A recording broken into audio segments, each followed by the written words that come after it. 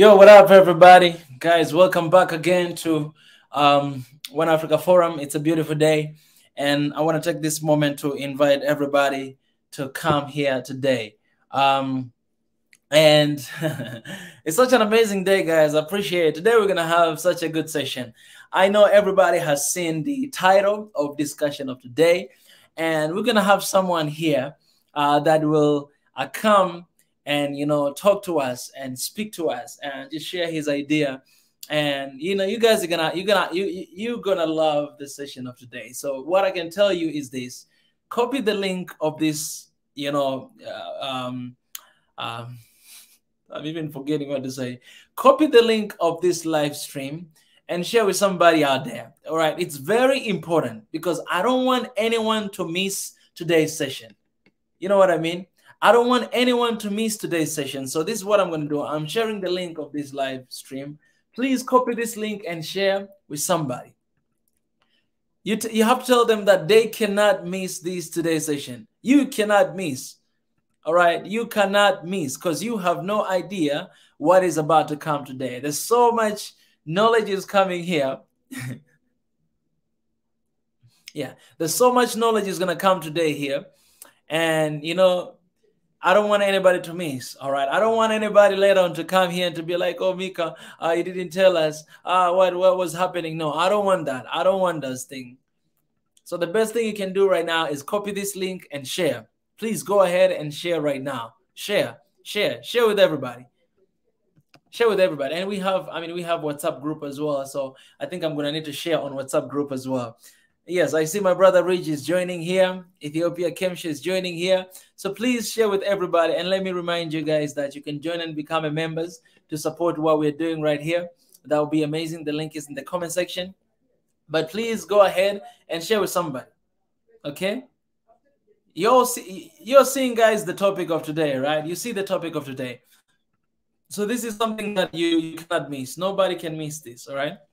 Rethinking African thoughts and academic contribution. Rethinking African thoughts and academic contribution. Man, I love this. I love this topic, all right? I feel like I'm in the university and I'm about to listen to the lecture. You know what I'm saying? I see Pastor Ezra is here. I appreciate Pastor Ezra. Pastor Ezra, you want to come in and pray?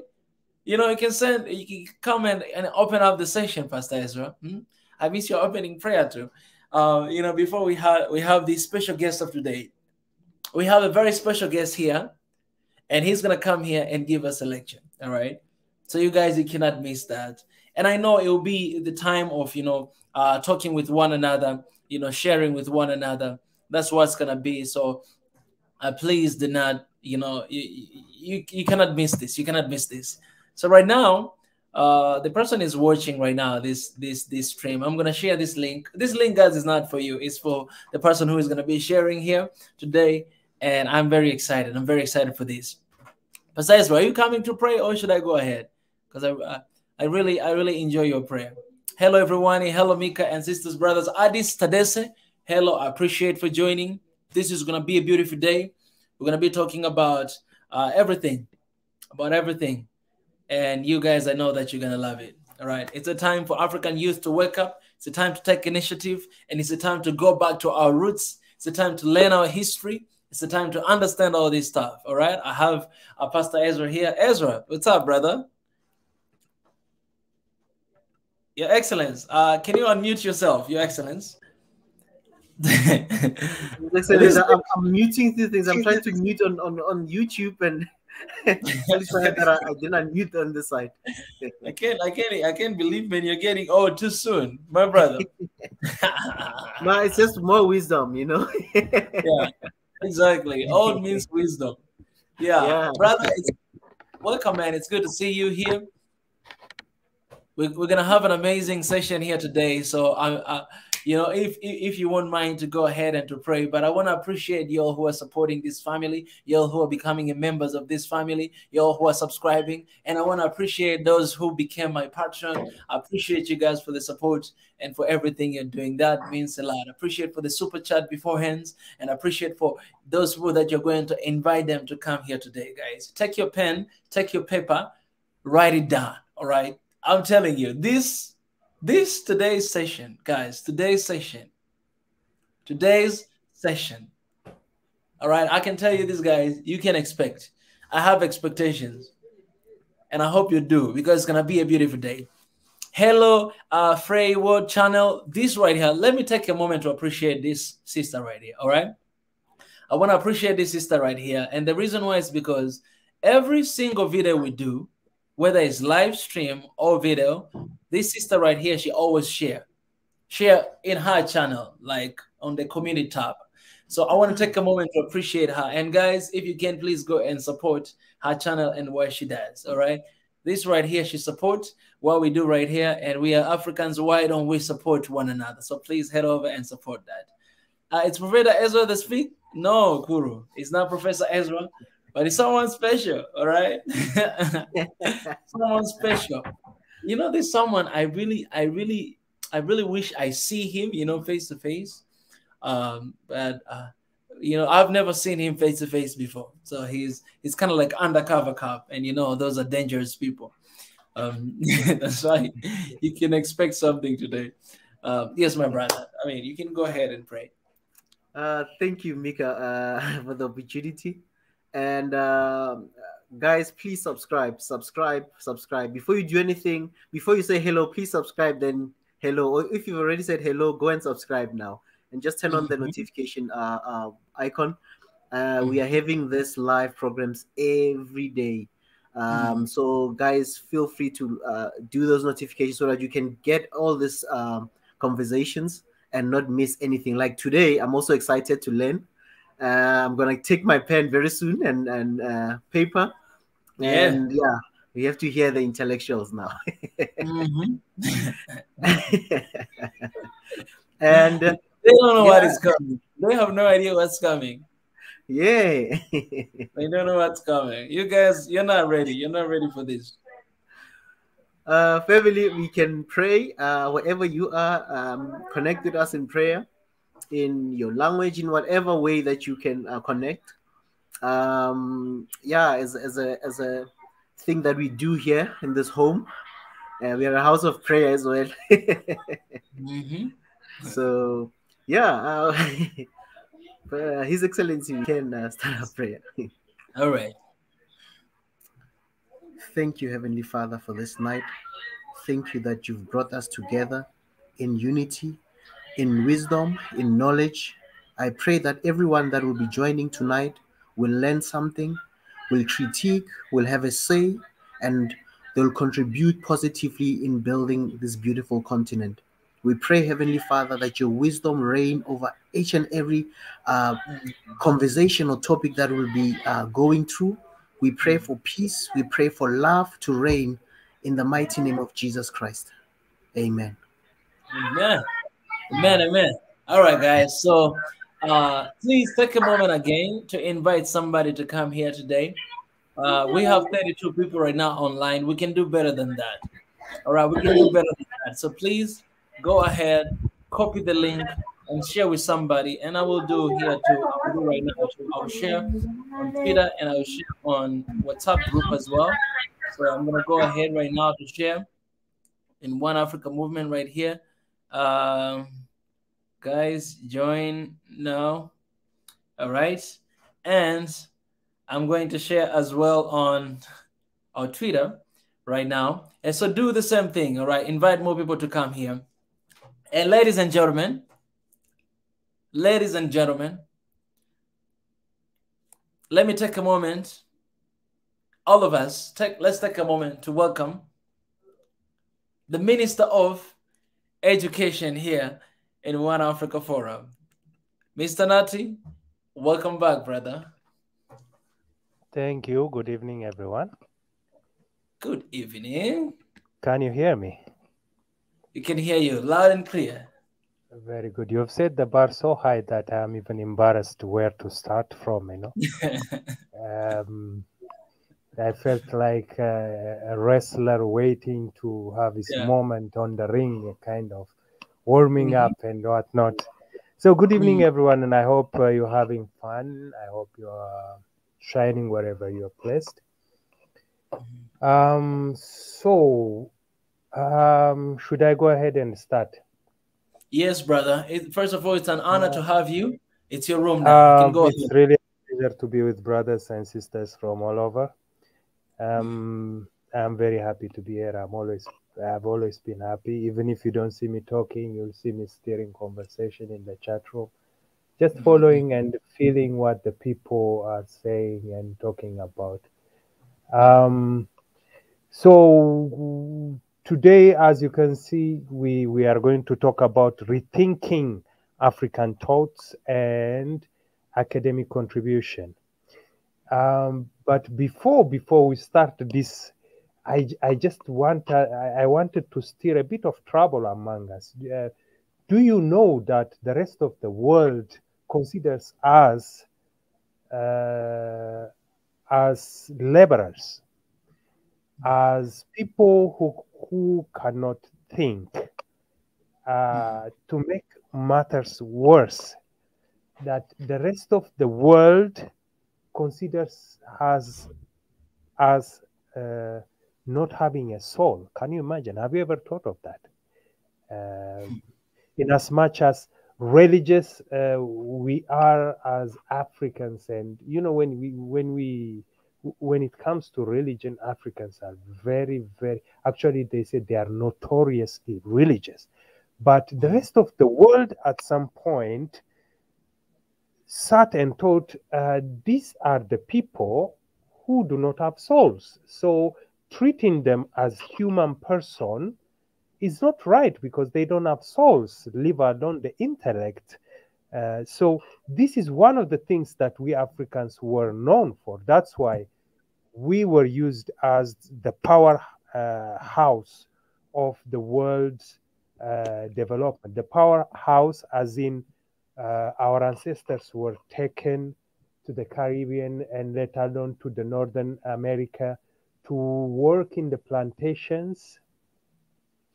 And some who were much darker than the others had to carry the stones to build the pyramids of Egypt.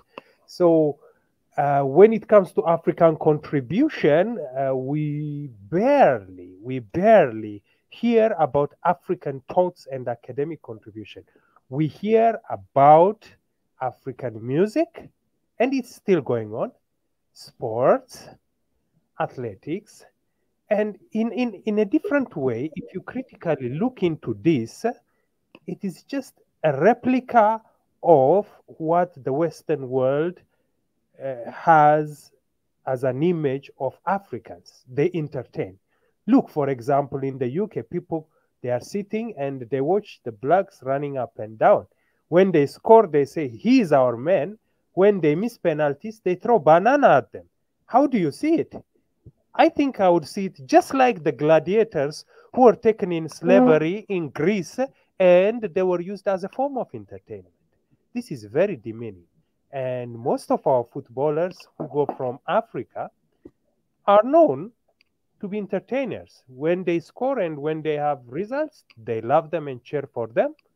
But when they miss, they throw bananas at them and they call them monkeys. And this, as I talk, is happening in the UK.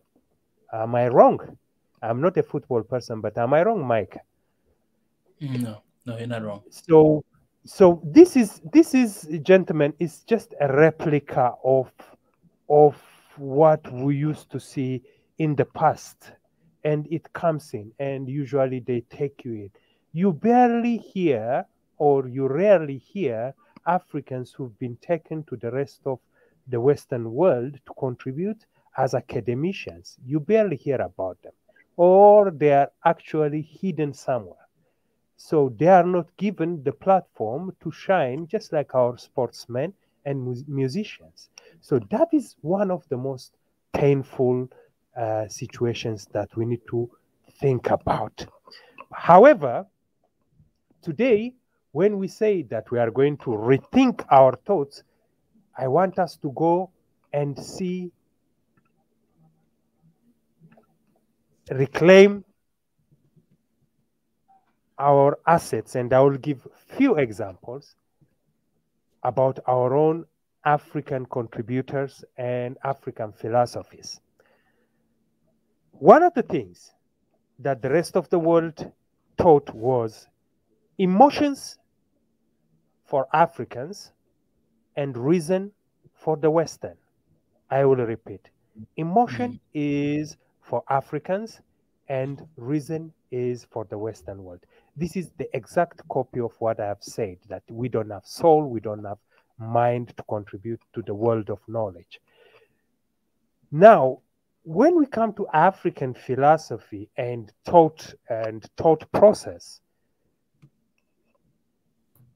just like the Greeks, you know, in the world of philosophy, the Greeks are the ones who are notoriously known for bringing up philosophical thoughts and philosophical views of the cosmos or the world. And the Greeks started just like us. They were sitting in a marketplace called agora. In Greek, agora means marketplace. They would sit and discuss about different issues that is happening within the state, or what they call the police. The police is the state, politeia. And these people discussed without necessarily coming to agreement, without necessarily coming to conclusions. And in due process, built their own philosophy and put it in a systematic way later on and claimed it to be ancient philosophy, medieval philosophy, modern philosophy, and postmodern philosophy. But when it comes to Africa, do you know that the first book that was called Bantu Philosophy was written which year? Can you even guess which year? It was written in 1945. 1945. Wow. 1945. And it was not even written by an African. It was written by a Belgian missionary called Placide Temple. And he was a missionary. And he came and he realized that many of the cultures in sub-Saharan Africa are similar. So he said, these people are Bantu and they look united. They seem to have something in common, but yet they are diverse. So he wrote the so-called Bantu philosophy.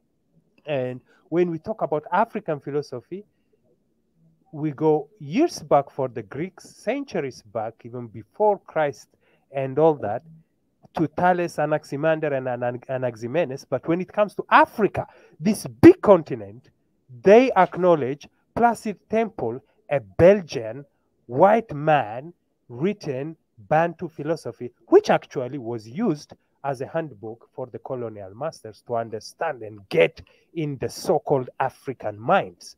So this was the first philosophy that was written with regard to Africa. But now that we are rethinking, I want to destroy this idea in such a way that this is what the Western world wants you to think about your Africanness, that we wrote your history, we wrote your philosophy. That cannot work. We had our own philosophy, just like the Western world had their own. Oh, yes. Just like the Western world started orally, we have oral tradition as Africans. I am sure many Africans listening to this program will agree with me. We grew up, all of us, being told stories about our great-grandfathers, stories about animals, stories about creation story, cosmology, philosophy, psychology.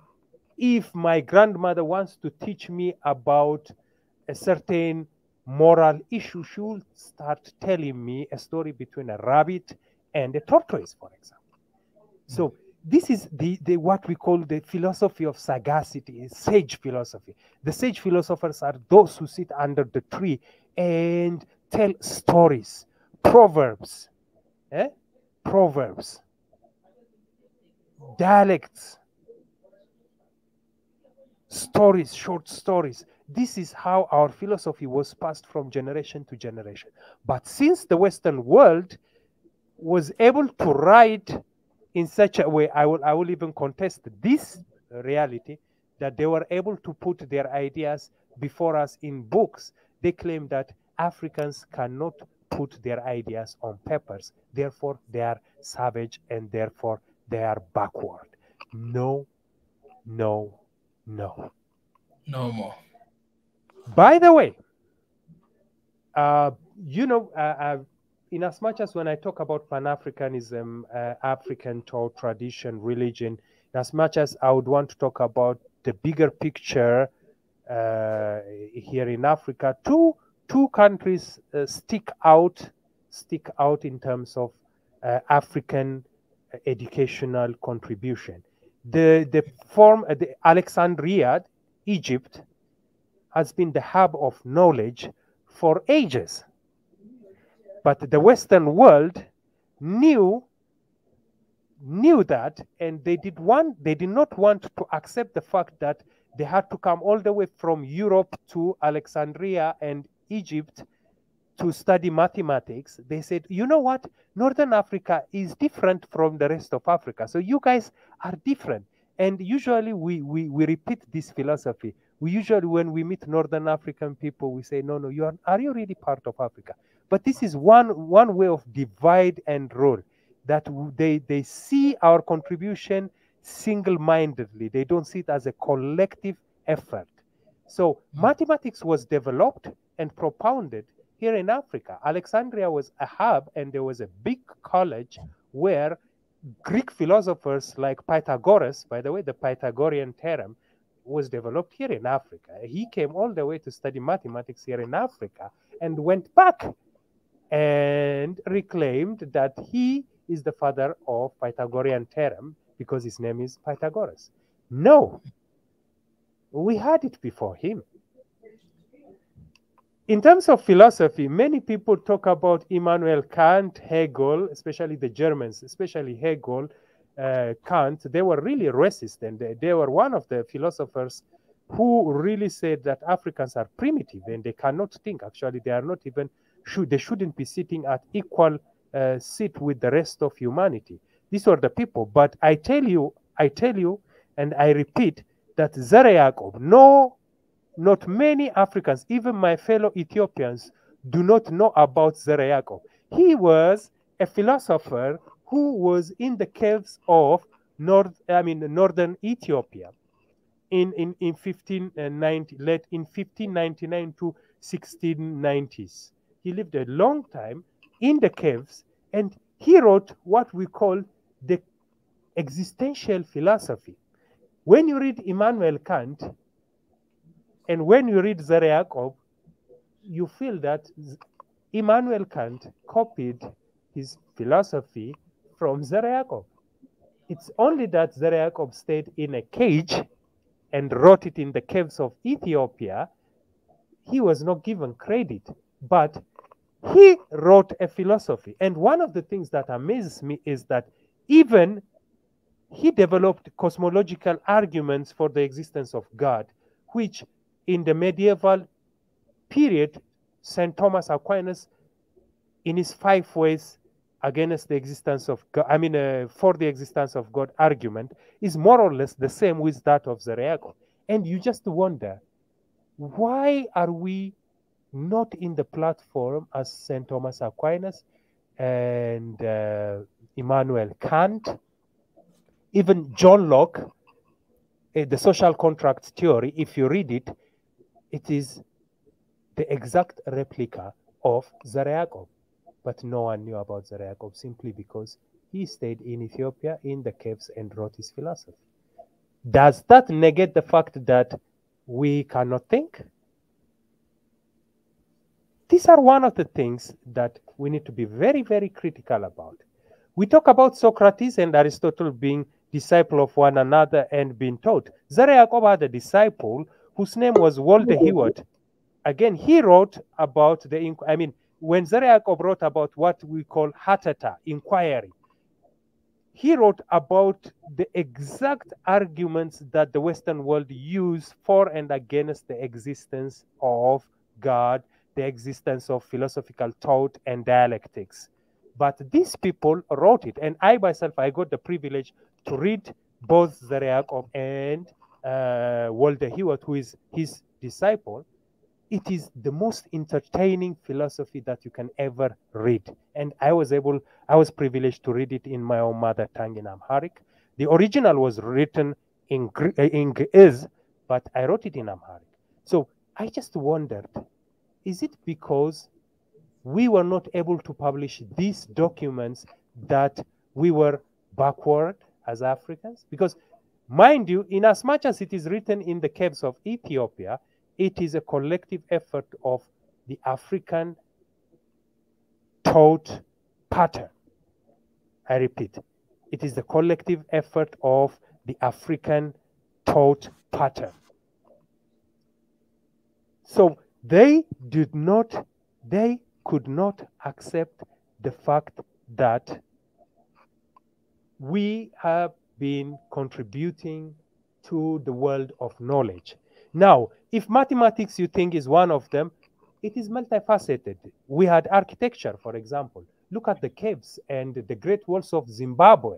If you go to Mozambique, if you go to the present Sudan, the Makuria Kingdom, you will find some amazing architects. If you go to West Africa, Senegal, Mali, you will find some of the mosques, some of the churches that are beautifully crafted, and architecture in its own fullest creativity. You will find it here in Africa.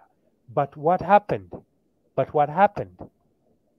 They cannot recognize this. Whatever they see, they take it, they modernize it, they explain it in terms of centimeter and inch, and they bring it back to us as the custodians of knowledge. And we relearn our own knowledge that we have here in our own land. If you continue, navigation. We talk about Christopher Columbus went around the world, blah, blah, a lot of fuzz, and Livingstone found Zambia. For Christ's sake, the people of Zambia were there for ages. Who is Livingstone? The Victoria Falls was founded by Livingstone. How about the people who lived there and swam in the waters of the Zambezi River and the Great Falls of Victoria? Those who canoed. What do you mean? Are they part of the animal kingdom? Or are they people who were owning the land? But they don't tell you that Ethiopia was trading with Goa, for example. Madagascar had a very strong connection with India. They were selling and buying spices. Zanzibar was the hub of economy here in Africa. In as much as we talk about slave trade, and part of it, if you go to Stone Town, you have seen some of the historical sites about slavery. But Zanzibar, when you go and sit and see what we call today Forodani, that is the spice market where spiced food is at bulk, and it has come all the way from those days where people were able to trade with the rest of the world. They don't tell you that. You go to Angola, they have been trading. So how come Christopher Columbus or the others and Galileo Galilei and all that were the fathers of inventions and founders of knowledge, while our own people knew how to canoe over the oceans and were able to trade?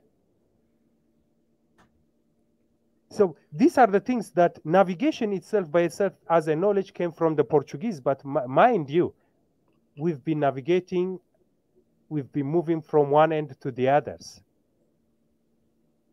The Turkanas have been looking for grazing land and have moved all the way. If you go to Nigeria, there is a lake called Tana, and there is the same lake called Tana in Ethiopia. You ask yourself a question, what is the link between the two? We'll have a lot to talk about. People moved, people navigated, people knew how to move around without a compass. So this is knowledge, knowing how to navigate.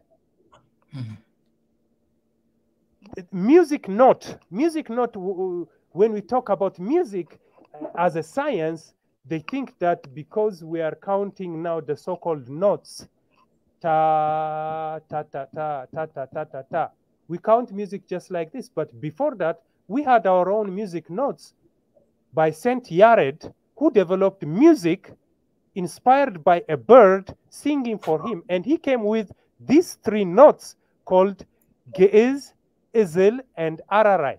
Now, only it is remaining within the church music notes in Ethiopia. These music notes are still there. Instead of saying full note, half note, quarter note, 1/16, you will say rekrek, ezel, qnat, difat. These are music notes, and they are written on top of the words that you read, and a priest will chant the whole mass looking at these music notes written, marked in red and black. Music notes were scientifically discovered in Africa. They don't tell you that. Calendar. Africans have their own way of calculating the whole ecosystem and the seasons in and out. They know when to sow, they know when to harvest, they know when to go for hunting, they know when to stay home. They know when the judges will sit in courts to reconcile people. They know when not. Everything was interconnected because we were able to read the signs of the times. Calendar is also one of the assets that, even as we talk back to Ethiopians, they call it Bahara Hasab, and they know how to calculate the year from A to Z. If you go to West Africa, they know how to even time the day. I don't know, Mika, I don't know, it's a very interesting thing. I don't know whether you've... The sun, right? Yes, using the sun. Have you ever found your grandmother telling you it's around 10 now? Yes. And it's exactly around 10. Yeah, you see your shadow. Like if your shadow is at the center, then it's 12 yes. p.m. afternoon. Yeah. Yes. And time is developed from this. But they took this concept, they brought it back. Yeah? Wow. They process it, they bring it back. If you see, most of the guys who invented these scientific things are African Americans. The bulb, this and that, traffic lights, everything. Ezra is asking, how long was that, Nati?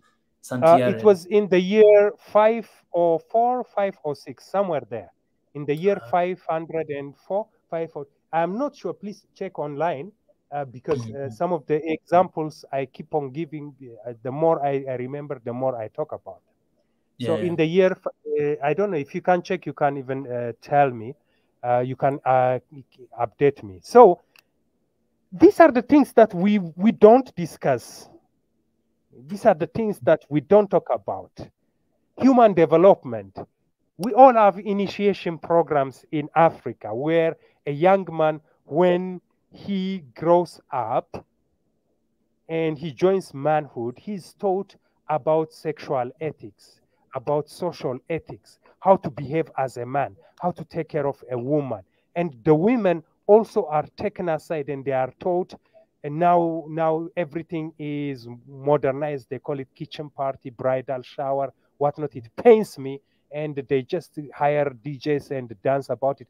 It used to be a tradition where the women are also taught how to manage their husband, how to bring up a child, even to a fine detail of how to please a man in bed so that he will not be lasting around.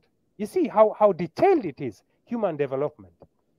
But all these things, they take it and they bring it in a form of modern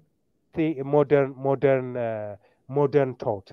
So nowadays, our African brothers, instead of going for initiation, the husband will be taken by his friends for a lap dance in a nightclub, and the lady will be taken to a certain club, and it is all modernized. But we had human development in its fullest here in Africa traditionally. And one of the things that I want to talk about and recommend is that I don't know if you have seen the story of Jesus Christ in the South African context, the South African Jesus. They did the movie of Jesus in South Africa. And one of the things that you cannot miss was the initiation. Before Jesus went with his disciples, he was initiated the South African way and became fully a human person. And that's a very good understanding of Jesus going into the desert before his public ministry in the Bible. So we had these initiation programs that traditionally forms us to be fully humans. You get, and how to relate with people, how to take care of our women, how to be just. They don't talk about it. They still think, oh, these things are backward. All these things, traditional things, they are too much. They are too much. Where is the influence coming from? The Western world making everything easier. There is no easy way out, gentlemen. We have to sit and learn. We have to sit and go through our traditional initiations so that we understand where we are and we rethink the world in an African way. That's why we have this problem of binarism. We don't belong to the Western world. We don't belong to African. We are just hanging in between. We are wearing skinny trousers. We say we are Africans, but everything about us reflects the Western world. Which is which? Please don't talk about me, brother. I'm not talking about you, bro. You know, I mean, I'm not really deluding. I mean, I'm not alluding to the fact that we don't know ourselves, but we need to. That's why the topic is rethinking. You know, rethinking. You can be in a skinny trouser, but you can be as African as any of your forefathers. Yes. Ezra is also asking if you read The Ghost of Leopard. Leopold Sedar Senghor? Yeah. Leopold Sedar Senghor? I believe that's what he's saying. Anyways, carry on. It's not clear. So we'll bring that in a form of also discussion. So medicine. Medicine is another thing that was really highly compromised. And Belgium. Okay. Now Samje says Leopold of yes. Anyways, medicine. Medicine is another thing that is highly compromised. Natural herbs. They are considered as poison, as witchcraft, as backward. But for the most part, we use the natural herbs in their natural state ever. They are not processed. What they don't tell you is the side effects of each medicine that we take, even though it is processed. Most people will go to diagnosis ulcer and end up having a failed liver because of the side effects of the medicine they take. But they don't tell you out loud. They will write it in a piece of paper and stick it in the box where you buy the medicine. None of us will read the side effect of that medicine. None of us will read how it backfires. So we just take the medicine, assuming that this is 100% medicine. But medicine, no matter how processed and modern it is, it has its own side effect. So African medicine, by all means, should be acknowledged as knowledge. Many of us, we chew tangawizi when we have throat problems. We take garlic. But the Western world will put it in a form of ingredients in their own medicine. They will not tell us, but we'll take it right from the garden. This is medicine.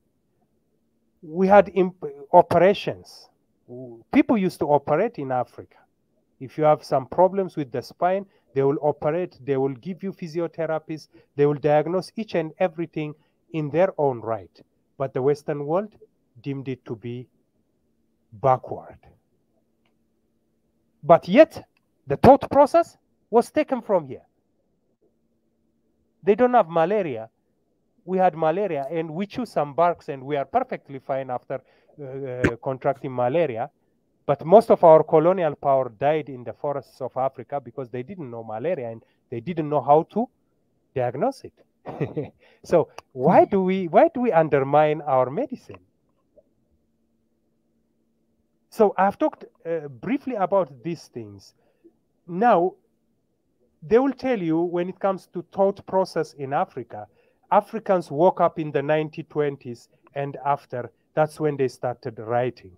I have really tarnished this idea by going back to Saint Yared, Hatata of Zara Yacob. If people are interested, they can read Claude Sumner's book on Zara Yacob and Hatata's Old Hewitt. However, after the colonial power, our philosophy changed. We were rethinking our identity. We were rethinking our own wealth thought process. For example, after colonialism,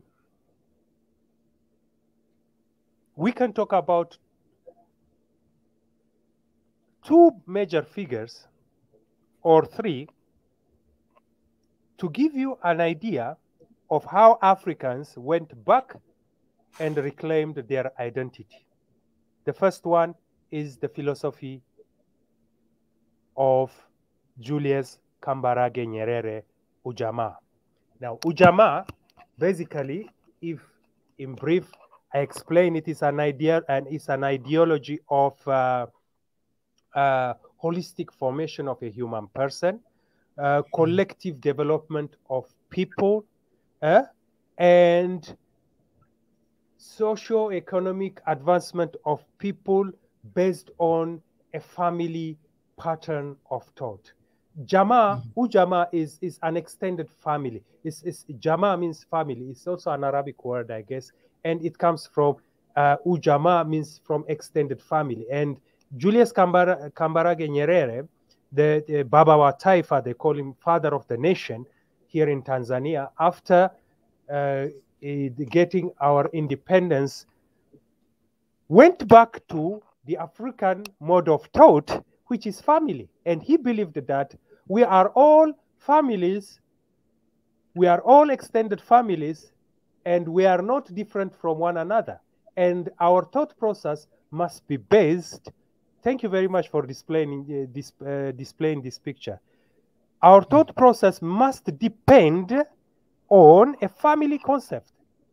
This concept is a family concept where everyone is part of the family. And this thought process is rooted in an African thought. I'm going to send you, for example, one of the quotes that Nyerere mentioned back in the days. I'm going to send it on the private chat so that you can share it. There you go. He says, we in Africa have no more needed being converted to socialism that we have of being taught democracy. Both are rooted in our past, in the traditional society which produced us. Now, what he's trying to say is that still we are really grappling with this idea of belonging in Africa and not belonging in Africa. For example, he says, now why do we talk about socialism? By the way, communism, socialism, when it came after the Communist Manifesto was written in 1948 by Karl Marx, many people abandoned capitalism and went for it, and Ethiopia is one of them, Mozambique, and many. Actually, 2/3 of the world abandoned capitalism and went for communism. Now, Julius Nyerere is saying, hey guys, don't simply adopt democracy for its own sake, communism for its own sake. We have it here in Africa. We in Africa have no need to convert to any of this. We don't need to be taught about democracy. By the way, Mika, am I still audible? Can you hear me? Yes, I can hear you. There is no need for us to be taught about democracy. You know, rule by the people, for the people, but the concept is Western, and we are fighting our own leaders for not bringing democracy. We don't talk about responsibility, for example. Responsibility. The African way of ruling. One, justice. The concept justice, giving one what is due. Giving one the space to think within the framework of Africa. But they don't talk about it. Oh no, democracy should be this. Who defines democracy? The US, the Europe. We bring it and we fight till death. We have abandoned our own, and we fight over a concept that has been brought to us in books, which is taken from us years back. But he is saying that let us not be taught. That's why we decolonize the mind. When we go and study something, we appropriate it. We don't just bring it and spit it out in Africa. We appropriate it. We respect the well-being of African setup. We take what is important and we throw what is important. When you take sugarcane, for example, you chew it and you suck the sugar and you discard the rest of the sugarcane. That's how knowledge should be retained here in Africa, but they don't do it.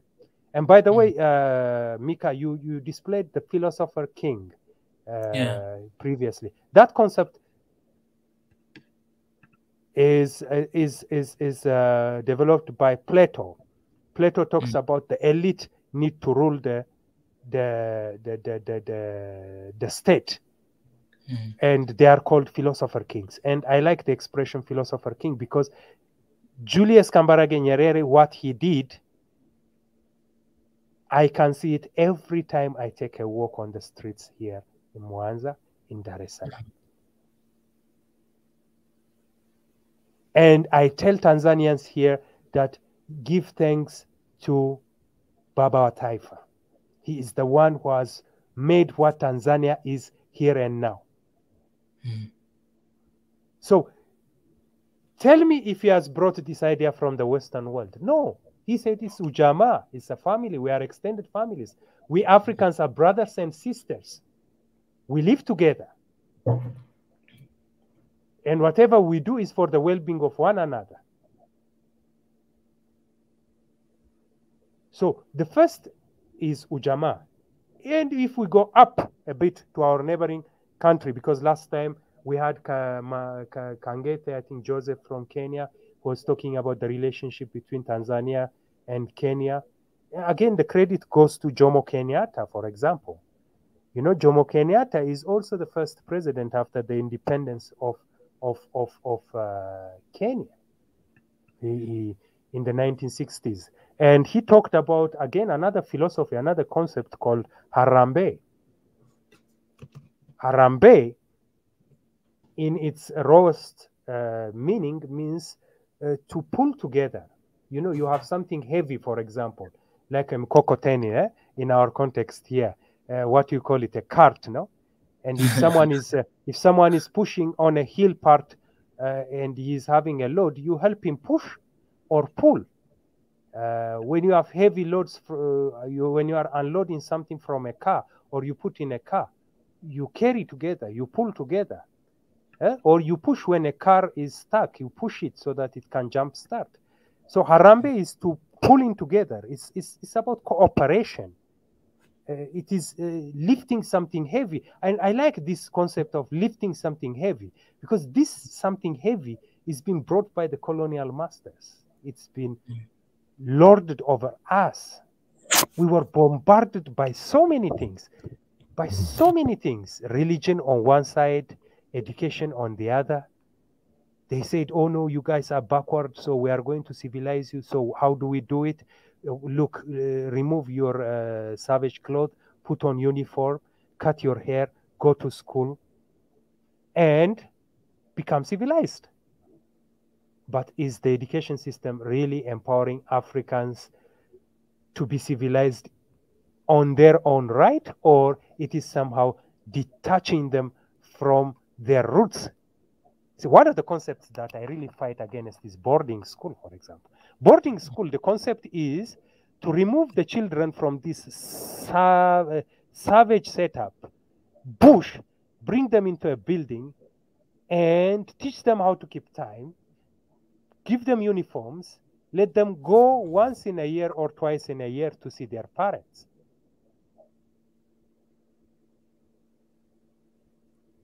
And the education system is more giving them the Western way of doing things.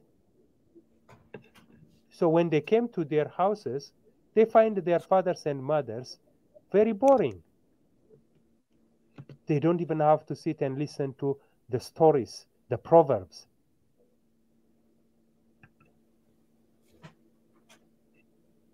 They cannot go to bed with their parents on their on the floor when they go back home, because they have been introduced to a comfort and a scientific finding called a bed, where you have comfort and you lie down and you dream nice. In a way, they are taught not to civilize Africans and their people and put them out. They were taught to dream the American, the Western, the European dream. And this needs to stop. This needs to be retaught. We take what is important. We leave what is not important. I want to send you again another quote from Jomo Kenyatta that I got, All right, so that you can share it with the brothers out there, so that at least we will be able to capture some of the concepts.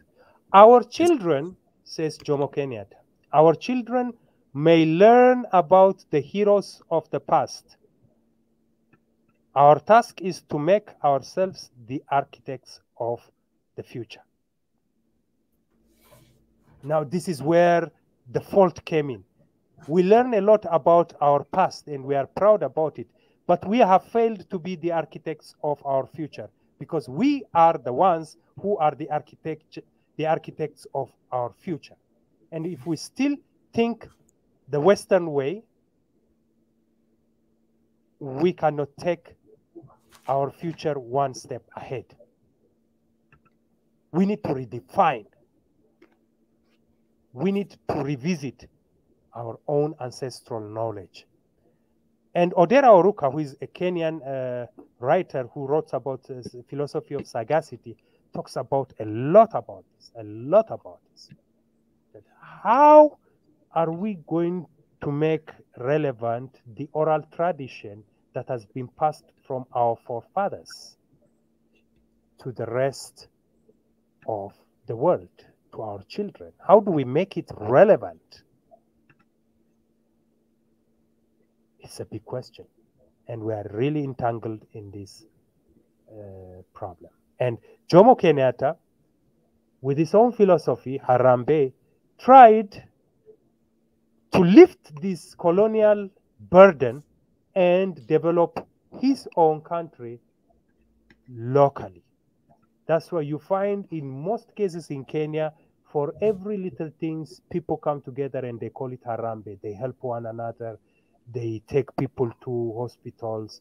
They raise funds to do things. We call it also mchango here when people are getting married and whatnot. But it's the same concept, you know. We are there for one another. Now, if we can push what we call mchango in terms of thought, if I bring my idea, you bring an idea, can't we build a state? If we can contribute money to the well-being of our own brothers and sisters, can't we do more as people who have gone to school? Can't we really do more? Can't we be the elites of our own day? Can't we be the architects of our own day? There is one African American, I just came across it when I was reading some time back. Please, for all the listeners, go on and look for him. He's an African American in the US who is an architect, okay?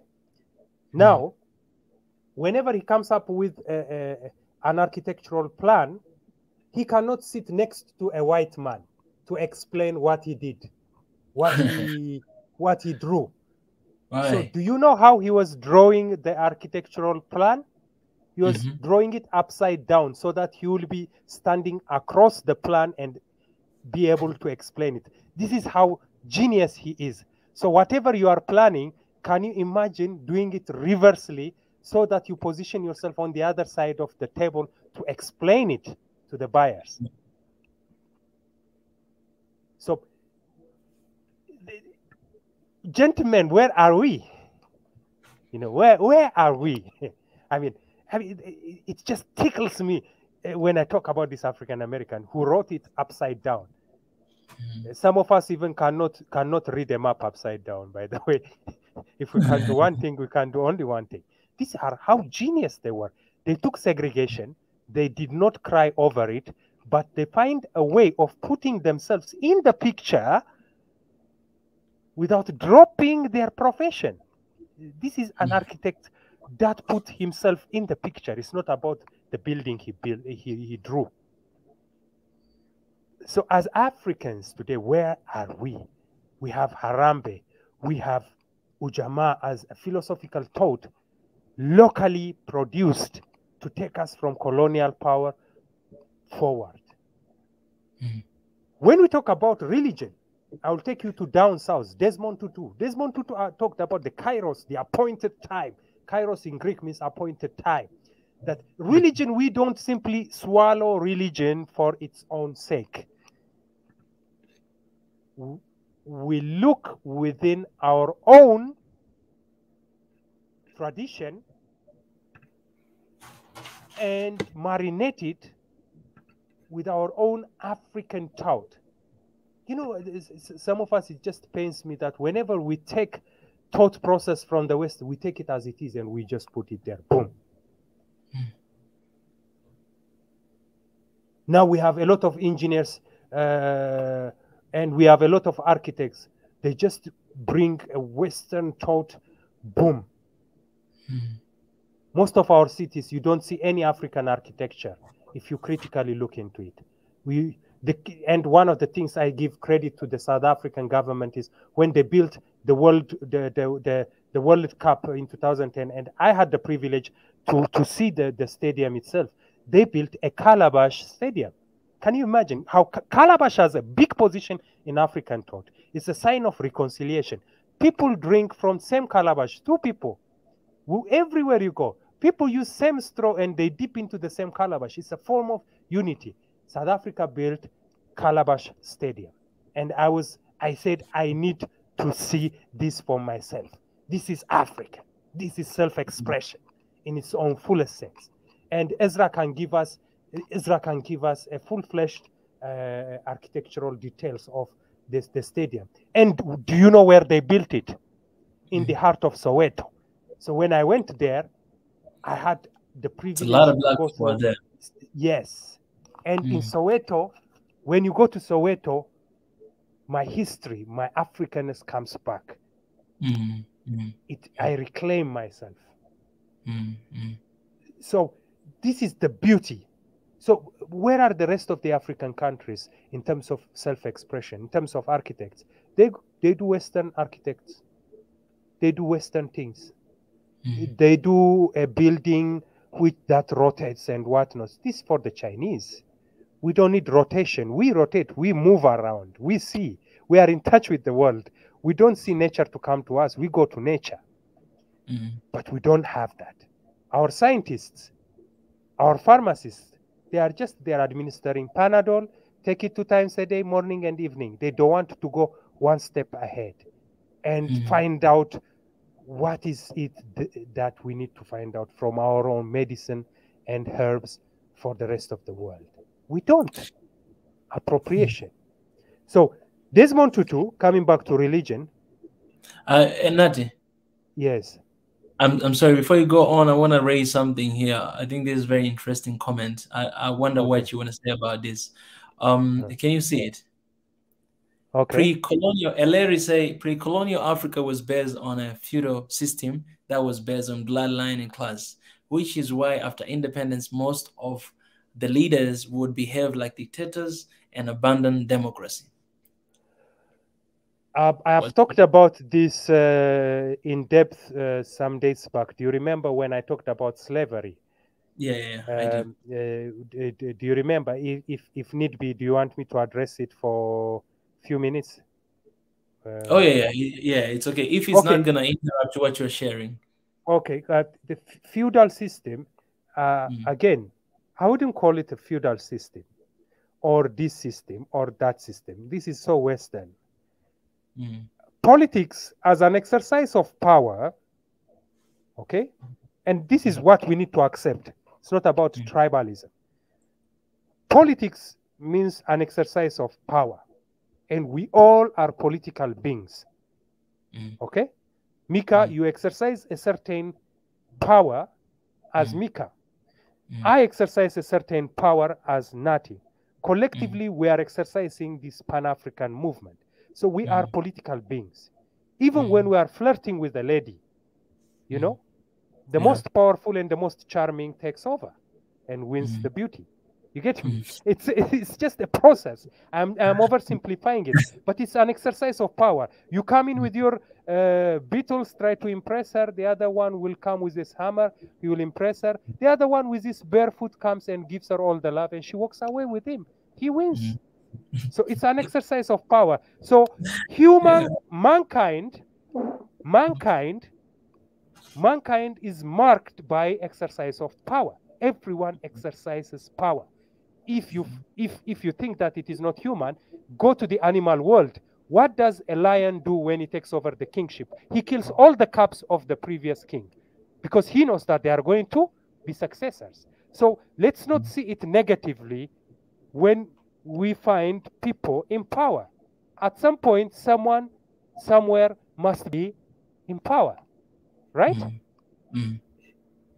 But it's not always the case. It did not undermine the well-being of others, except some interventions here and there. So mankind has been marked by politics. So that is part of us. We all would dominate the other will dominate the other. We don't talk about the cattle raiders fighting over Moyale. Always they will raid and they will enter into the Kenyan side, kill people for grassland. The others will go into the Ethiopian side. It is an exercise of power. They don't know about democracy, about feudal system. It is just one way of exercising their right over the other. And it is a natural process. However, I've talked about it. When the colonial powers came, they empowered few systems over the others and considered them and empowered them in such a way that, I mean, I cannot say they empowered them, they pampered them. That they're saying, you guys are better than the other tribes. So bring them to the sheep. So they hunted down. Do you remember this story I told you? Yes. Some of our own African brothers and sisters went and looked after other tribes and escorted them to the sheep for slavery. When the colonial power left power, they left it to a certain tribal groups and identified them as though they are the only ones who fought the freedom fight. This is the Western thought implanted so that we keep on fighting amongst one another. For example, if I talk about the Mau Mau revolution in 1950s, the British portrayed the Mau Mau revolution as if only the Kikuyus fought the revolution and overthrew the colonial masters. And that somehow resurfaces in one way or another over the votes between Raila and Uhuru in the past. Because they don't talk about the Jaluos and the Kambas and the others who are part of the Mau Mau. You see, but this is the Western way of thought that these people are more.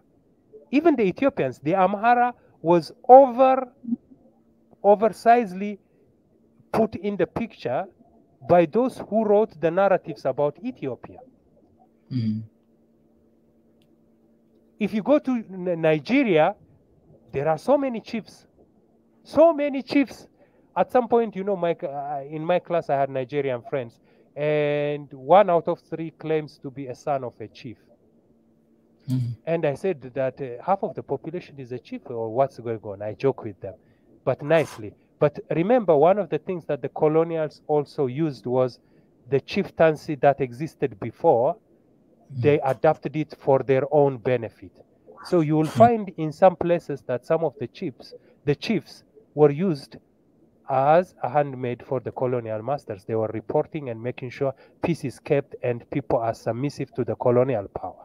So the foreign intervention magnified these things. But even before pre-colonial era, yes, there has been a power play. We cannot avoid it. Even the British look down upon the Irish. You know, they are the Irish are the laughing stock of the Brits, even their accent and whatnot. The Brits, they laugh at each other because of their accents. Some claim to be the royal English, the royal family English, the Southern English, the whatever English. They laugh at each other. This is one way of power play to show superiority over the other. In as long as humanity lives, it continues to live. But we are given the mind, the intellect to outshine this foolishness. We exercise our power justly.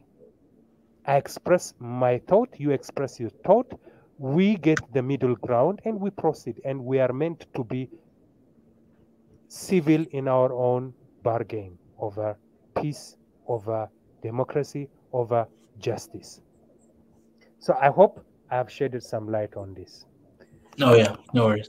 Keep going. I think I would rather give the chance for people also in a form of question and answer. But as I have said, Desmond Tutu, as a religious movement leader and figure and icon, he also appropriated religion for our own reconciliation and peace process, and he takes the credit. We don't take religion the way it is and just adopt it to be the way it is. Self-expression.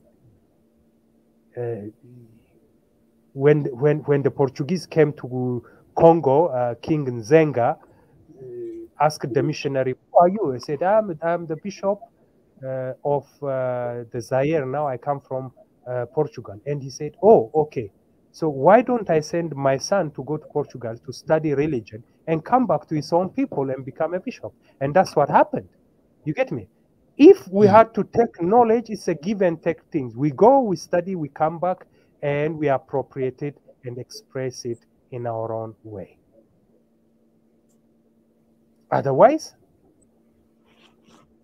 we cannot rethink our knowledge by simply cramming and parroting the Western thought that we are taught in schools. Before I close this session, I forgot to send you one of the quotes that I took from Zareakov, just to steer some conversation, and I'm sure people will talk about this and will give flesh to our conversation, and they will bring more. I tried to summarize in as much as possible and to give an overview, because this platform will be much more beautiful if we give chance to others to talk about. So sorry if I am not detailed enough.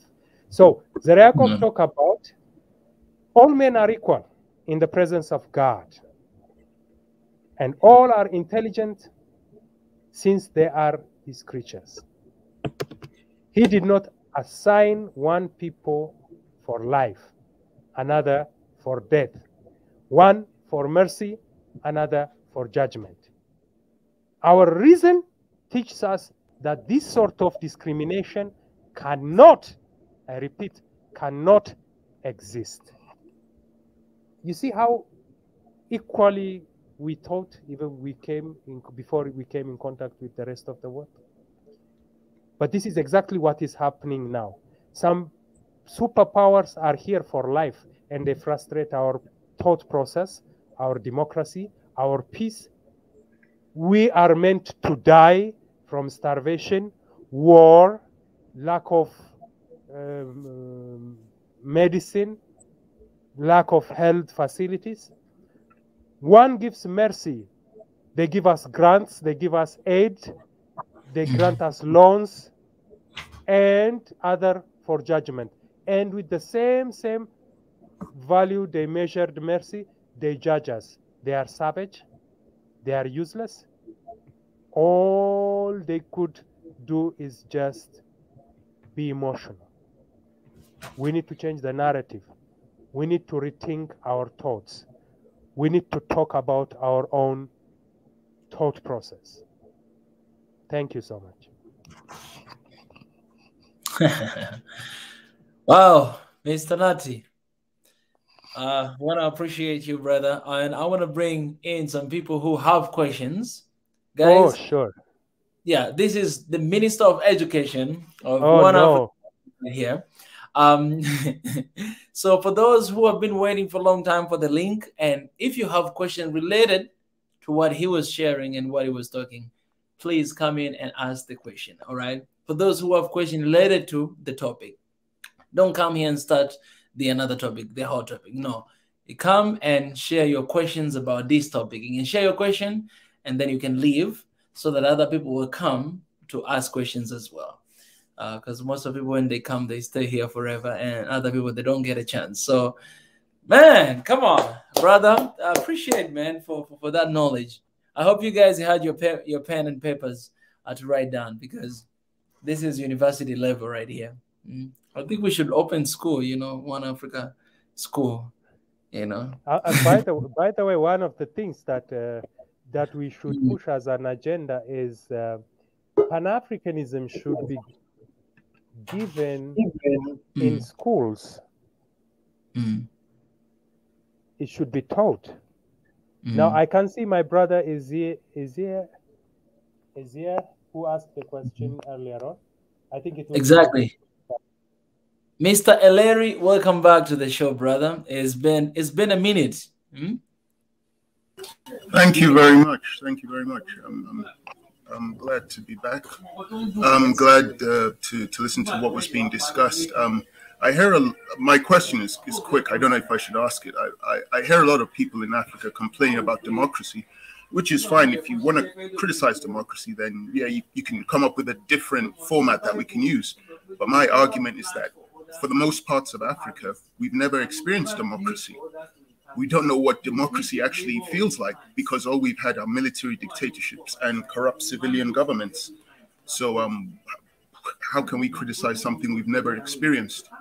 Is my thing. And before we had democracy, we had all these chiefs, these kingdoms, and you had a class system. The family ruled and everybody followed what the king said, which is why when we had independence, you end up with people like Mobutu, Mugabe, Babangida, Sani Abacha, people who just behave like kings, who want to stay there forever because their mindset doesn't want to implement democracy. My main thing is, how can we criticize something we've never experienced? Most Africans have never experienced.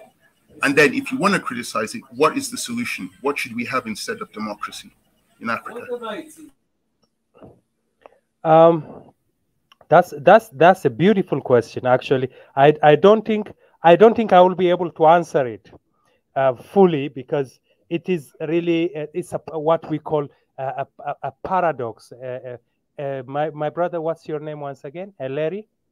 Eleri. Yes, that's correct. Yes, Eleri. So Eleri, it's a well articulated question, and it's the paradox that Africa is going through. How do we ask what we have not experienced? Now, I want to give a certain narrative.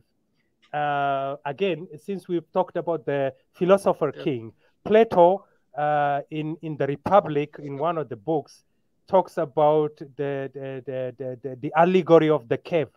The allegory of the cave is that if people are prisoned for life in a cave and all they could see is darkness, and they don't have a concept of what the sun is all about, they think the whole reality is darkness. So he talks in the allegory of the cave that one of the prisoners was able to break out from the chain and moved out. And when he moved out and he saw outside the cave that the world is far much different and beautiful and bright, he came back to tell the rest of the prisoners that are in the dark about the sun and the enlightenment he got outside of the cave. But guess what happened when he unchained them? They killed him because they thought that he was hallucinating, because all they could tell is that they are in the dark and the whole reality is the dark and the shadows they see. So this paradox remains, but deep within, by negating the fact that wanting to have what we have been denied should give us, one, the knowledge to ask for our rights. If we don't know what our rights is, to say this is wrong. At least we know what is wrong. So that is a stepping stone into asking what we haven't experienced. So sometimes if you don't know what 1 + 1 is, you might have an idea what 1 + 1 is not. I don't know if I am making sense. So we can ask things to be rectified, the wrong things. So the idea of democracy is not really, if we haven't experienced it, we should say, okay, even though we do not know what democracy is, what is going on right now is wrong, and we need to condemn it. But again, democracy in form of justice is giving what is due to others. Do people collectively have privilege and right to at least basic needs? We have a big problem. You've talked about Ibrahim Babangida, Mobutu. By the way, Mobutu Sese Seko had billions of dollars that would have paid the country's debt, and still what he remains with would have his great-grandchildren live on without working. So, but as I've said, these are the puppets that have been put by the Western world to keep us in the dark. But we should say that enough is enough, and this is not what we want. So actually, if we don't know what we want, we should know what we don't want as a starting point. Then from there, we'll take it to the next level. Otherwise, we go to school, we have different platforms, and we as Africans are able to negotiate things on our own terms. We know what we want and we don't know what we want. We just create the platform to ask for our own rights. I don't know if I make sense, Larry. Please thank you. I understood what you were trying to tell me. Mm-hmm. Sorry, I understood what you were trying to say, but for the most part, I'd say we've had military dictatorships. So if somebody came and said, I don't like military dictatorships, we should stop it, I say, yeah, well, that makes sense. That's Africa's history. But when someone says, I don't like democracy, we shouldn't have it, I'm like, when did we actually have democracy? The only country you might argue is on the way to experiencing democracy is maybe South Africa.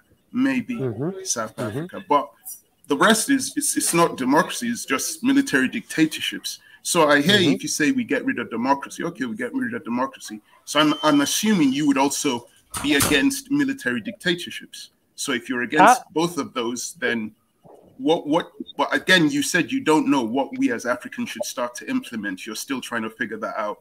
So I guess when we figure that out, we'll put that into action. But I guess that's the big one. Henry, can I interject a little bit and then maybe suggest a little bit? Earlier when I talked about the Ghost of King Leopold, the book, so there was a mention of a republic that the King Leopold searched, his minions in Congo searched and heard about and then searched for 10 years. And that republic had all the democratic inclination of what you think about, but not copied by Europeans, because this is pre-colonial republic. And when they found it, they totally destroyed it. So the book talks gives a hint about evidence and documentation of that from the Belgian perspective. But we don't know much deeper. That's why I was asking Nati, maybe if he had some kind of information beyond the book. Well, that's one. The other one is the Gada system that still is practiced in Ethiopia right now. The Gada system that is still practiced in Ethiopia right now, and particularly in Borana, where they have democratic system. I think documentation of that Gada system dates back to 600-700 years. So Yes, I was hoping that Nati would spend a little bit of time talking about, at least there are hints of, African pre-colonial Africa that were at least, framed in the African system. I think it's hard to listen. So I was hoping Nati would just go a little bit more on those things, because I'm not as versed about it. I have, I've read a little bit of it, but I have confidence Nati probably have done a little bit. Nathaniel has done a little bit more. Answer a little bit of, not all of the questions that Ellery has raised, but a little bit of it. Can Nati go a little bit on those two things, please? About the Geda system, not many people might get the fuller picture, but here is what it is. The Geda system is a system among one of the clans in Oromia. So among the Boranas, we have the Geda system, which is a form of leadership where within the clans, there are different ethnic groups, and leadership is passed on from one house to the other periodically, and it rotates so that everyone will take turn into the leadership and democratization process of the ethnic group. Basically, this is what happens. You can take any ethnic group in your own country and assume leadership being handed over from one clan to the other, so that everyone takes turn to lead and bring in their view into this progressing society that they have within or among the Boranas. I don't know if it is clear enough, Ezra. Is it clear enough? Yeah, there's a lot of nuances and complex to the process. Yes. There's a lot of documentation that have been done by the government of Ethiopia to document it. And so there are books at the University of Oxford that have also translated this documentation into English, so you could go and a little bit read about it.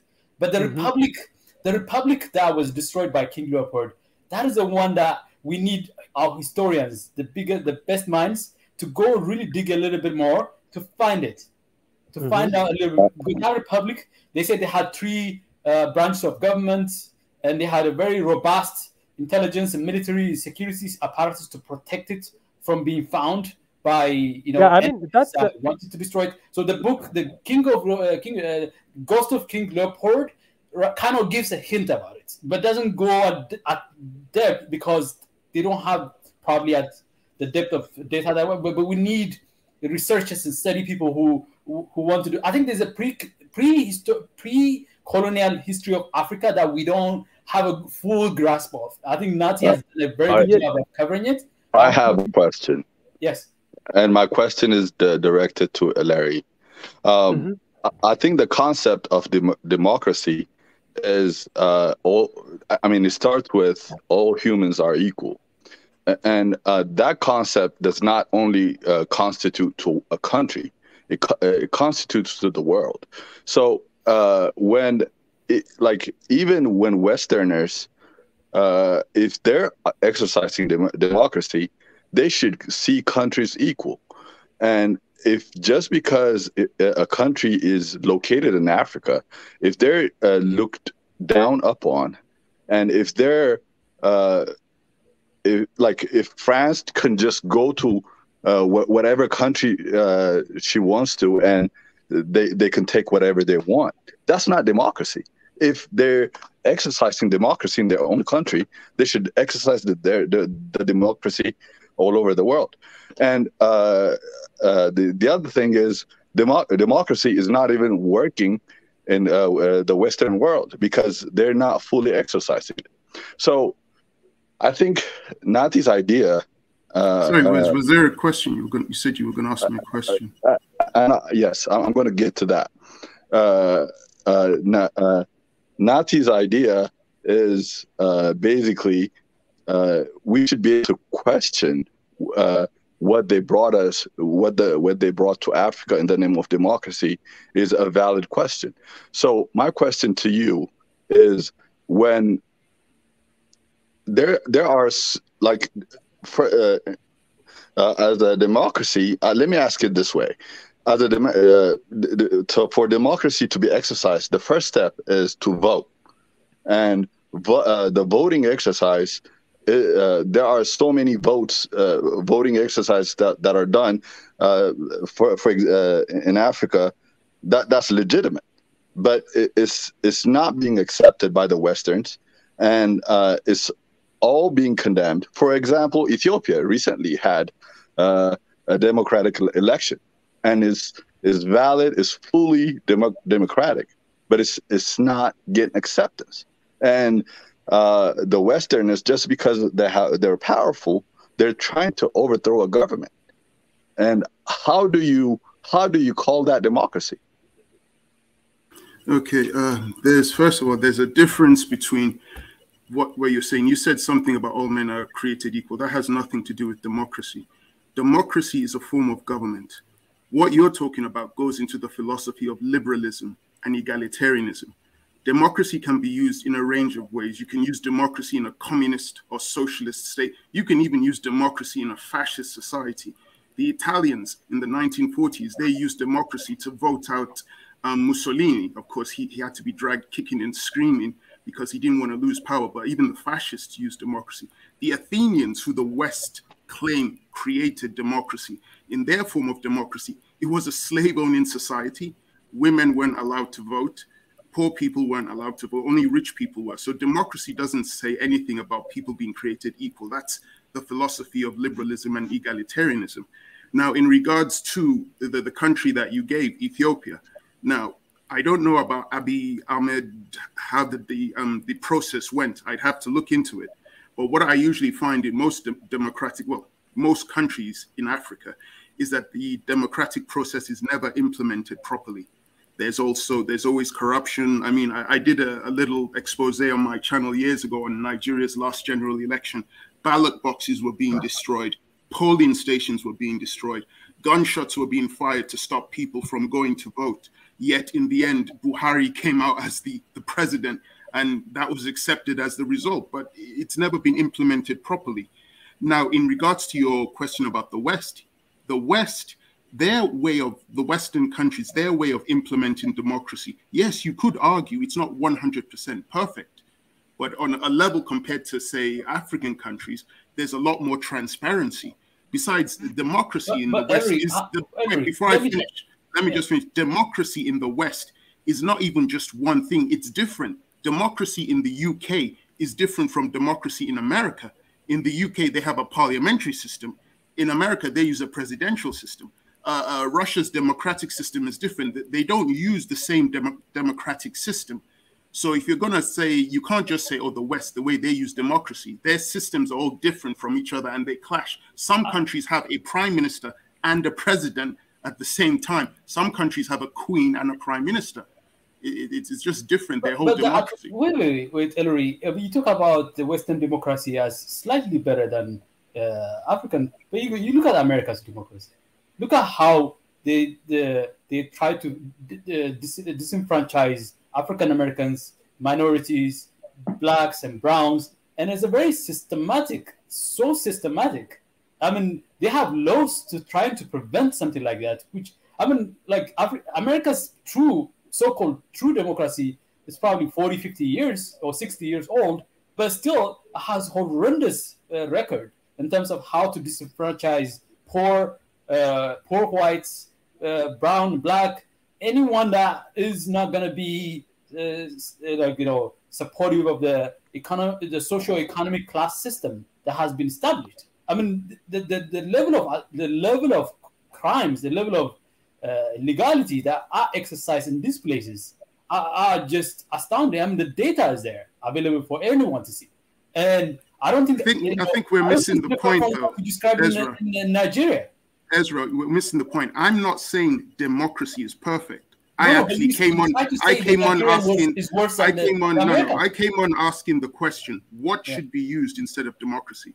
He didn't know. Now, if you're going to say, and I also pointed out that democracy in most parts of the West hasn't even been implemented properly. But if you're saying that democracy in America is bad, fine. If you have examples of African countries that have implemented democracy better than America, I'm all ears. You can tell me which countries. Ghana. I can give you Ghana. Botswana. Ghana had a dictatorship, didn't they, with Rawlings? No. I'm talking about today.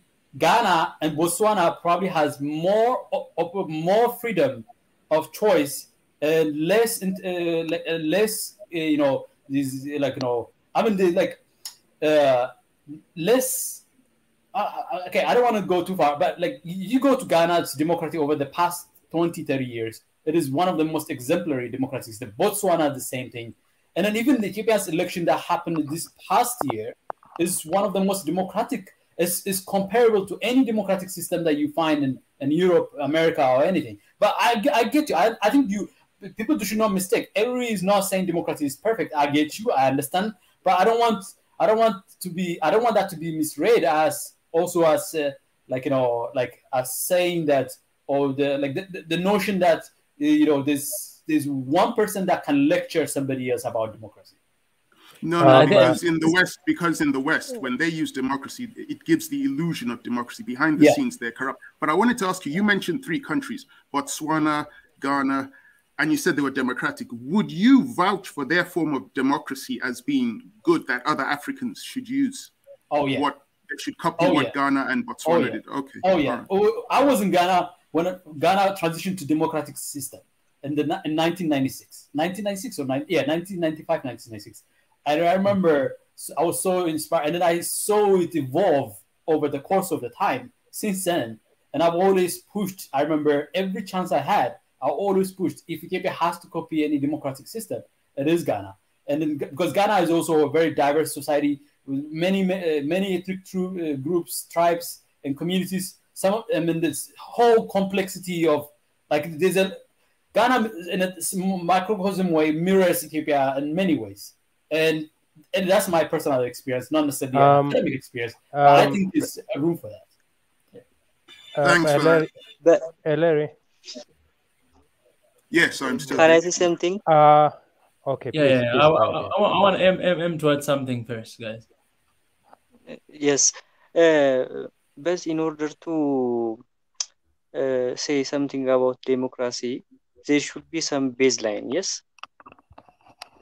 Depending on the baseline, we can say some country have good democracy, other country have not good democracy.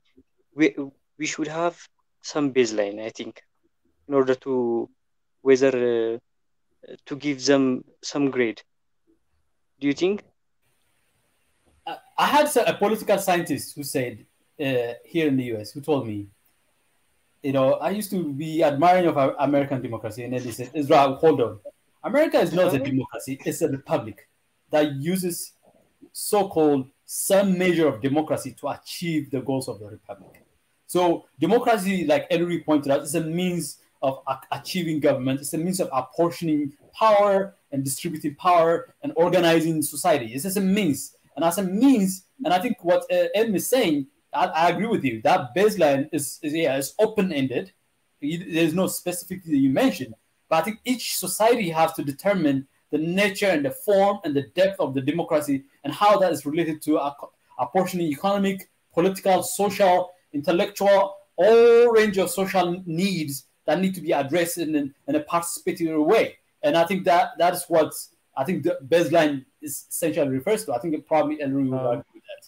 I mean, Ellery raised a very critical question, and again, we cannot say that we can answer it at a go or during this session, and I want to credit him for that. But you have pushed me to say some of the things that I was not thinking about in the earlier talk. As you have said, for example, are you from Nigeria? Yes, I am. Yeah, for example, you know Buhari was a general, right? He was a soldier. Yeah, I was a kid when his military coup took took place, and I couldn't go to school. Yeah, I remember. Yes. And he's now come back as a civilian president. Only in Africa can a dictatorship, a dictator come back as a civilian president. Yeah, so what I'm trying to say is I just want to bring this, I want to pull this example and just prick each and every country in Africa. As wounded continent after colonial power, the colonial power in one way or another left power to the freedom fighters, or they assigned their own people and left. And the transition of governments ever since has been marked by struggle. You know, I would not be surprised if Buhari is making some of the mistakes, because some of his idea that informed him to be the man he is was his experience as a soldier. I don't know if I'm making a big mistake here. No matter how civilian he claims to be, his experience is informed as a soldier. Am I not right? Yeah, you're right. Yeah, I can see where you're going. So as a soldier, he's used to being in an environment where you have superiors, you take orders and you order people. So he then comes in as a civilian, but he still behaves as a soldier. Is that right? I think that's what I understand. Yeah. Yes. So basically, an understanding of democracy from his perspective would be: I give you order, you execute it. You fail to execute it, you are done. But what I'm trying to drive at is, look at most of our leaders. They did not, in their right mind, sit and taught the best for their people and the best for their country when they came to power. They had to fight themselves with different political parties, with different ethnic groups, with different mentalities to be where they are. Either they have their own agendas, or they are just there as a puppet to the Western world, so that they make sure they remain in power because they get all the money and the support they get from the Western world. And most of our leaders, they had to buy one of these. Either they should allude to some ethnic support, or ethnic, I mean, most of them, they are propounding on their ethnic groups and other factors to be in power, and the rest are counting on the Western world and becoming a right hand to the French or the Americans or the Brits to stay in power. And this is not democracy. That's why I said the first step will be to say no more. We don't want this. And it is a paradox, but we need to start it. Europe is where it is because of the World War. Some of the mess they went through made them who they are. So the World Wars marked their well-being, and they learned a lot. We neither has gone into a complete revolution. We are just hanging in between as a battleground for the East and the West. I have talked about it, and we are not making that step forward. But what do we need as educated people? We don't need bloodshed. As educated people, we need to say no more to our people becoming tyrants. No more corruption. Freedom to all. All ethnic groups need to have a right to education. Women, no more raping women.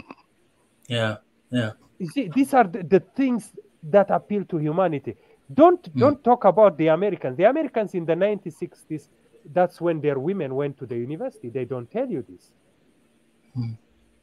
Now, the other day, I was watching a documentary where in Canada and the US, when people of mixed race and Native Americans go to give birth, to deliver a baby, they were using scientific names like tubal ligation, whatever, and they were sterilizing people. This is the American democracy we're talking about. Canadians sterilizing Africans and Indians, Native Indians. So there is no such a thing called democracy. It is in our own fathers and mothers' time that Martin Luther King was rallying on the streets of Harlem and saying, we are equal like you. And still people are getting shot for their color. So this is not democracy if we talk about it collectively. But they don't show you the collective picture, as I said. They will show you one incident in one state, another incident in another state. They don't talk about it as the American problem. But whatever is going on, if you put it collectively, is the same as what we go through in each and every country, each and every tribe being looked down. So let's be very careful. What we need to do is let us deconstruct, let us rethink. Let's not just parrot. I mean, the legal system, I'm very sorry to say this, forgive me. We still have some lawyers who are putting a blonde hair on their heads when they go to court, and it makes me laugh. This is I don't see a black man with a blonde hair going to the court. That's a proper BS. You see what I'm saying? So we are still in that mode of thought. We need to rethink. We don't need a blonde weaved lawyer to bring justice to me. I want an African who would appeal to the tradition of the society and bring the legal system somehow marinated on the table. This is what education means to me. Not to quote the Constitution and to quote some legislations. So this is where we need to go. We need to say, no, we need to bring revolution wherever we go to school, wherever we are placed, wherever we are. We need to be critical and say, I cannot agree with this. This is the call we need to make. Thank you. I wanna add something there, Nati, and then I want to give a chance to the voice to raise his voice too. You know, I think for me, I think the problem of democracy is how the US and other Western countries are using it to plug in their agendas, to Africa or other countries that they see that they don't have democracy. It's a way, like how I think democracy is not necessarily bad, but how the US using it to manipulate, and especially here, in Africa and different countries, and how they use to control people through the name of democracy. And we have seen that reputation in so many countries around the world, what they've done to them, but we haven't seen the result of democracy. To the point where we see that, okay, these people, they never had democracy before, but they were doing so much better than you guys came in and brought democracy in. It's kind of like, where we are at and our countries and our system, how we've been raised, it's like we are not ready for someone to come and to give to us their idea, the way that we should govern ourselves, the way that we should lead ourselves. I'm not saying every single thing, just like everybody else saying, is not bad, but I think there's a way that Africans, our countries, and there's a way that we have to figure out our way. How can we handle our own issues, and how can we lead our people? And I think that's the question that I really was asking here. That so if we don't have democracy, then what do we have instead? Like, what can we have? I guess maybe we're having a problem with the name, because I think democracy itself, it has been like violated so much by so-called Westerners, so much to the point where when we hear democracy, like we hate this idea of democracy because it's not really what they say it is. Do you think I have the point? I agree. True, I agree with what you're saying. I agree wholeheartedly with everything you've said. Okay. All right.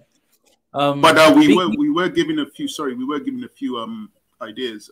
Ezra mentioned what happened in Botswana, Ghana, and he mentioned that King Leopold destroyed a particular republic. So I guess looking into the history of what that republic was in the Congo area, and see how those three countries, how they implemented, maybe that could be the solutions for the rest of the continent. So that's what I got from it. So yeah, my question was answered in a way. Yeah. Thanks. Anybody who's studying archaeology and that kind of thing, think of yourself or come back to Africa and dig in on all these histories that are that could be there for us to emulate and learn from, and then also develop confidence from it. Thank you. Appreciate. Big E, the voice, the chief. Welcome back. Thank you so much for having me. And good morning, good afternoon, good evening to Africa.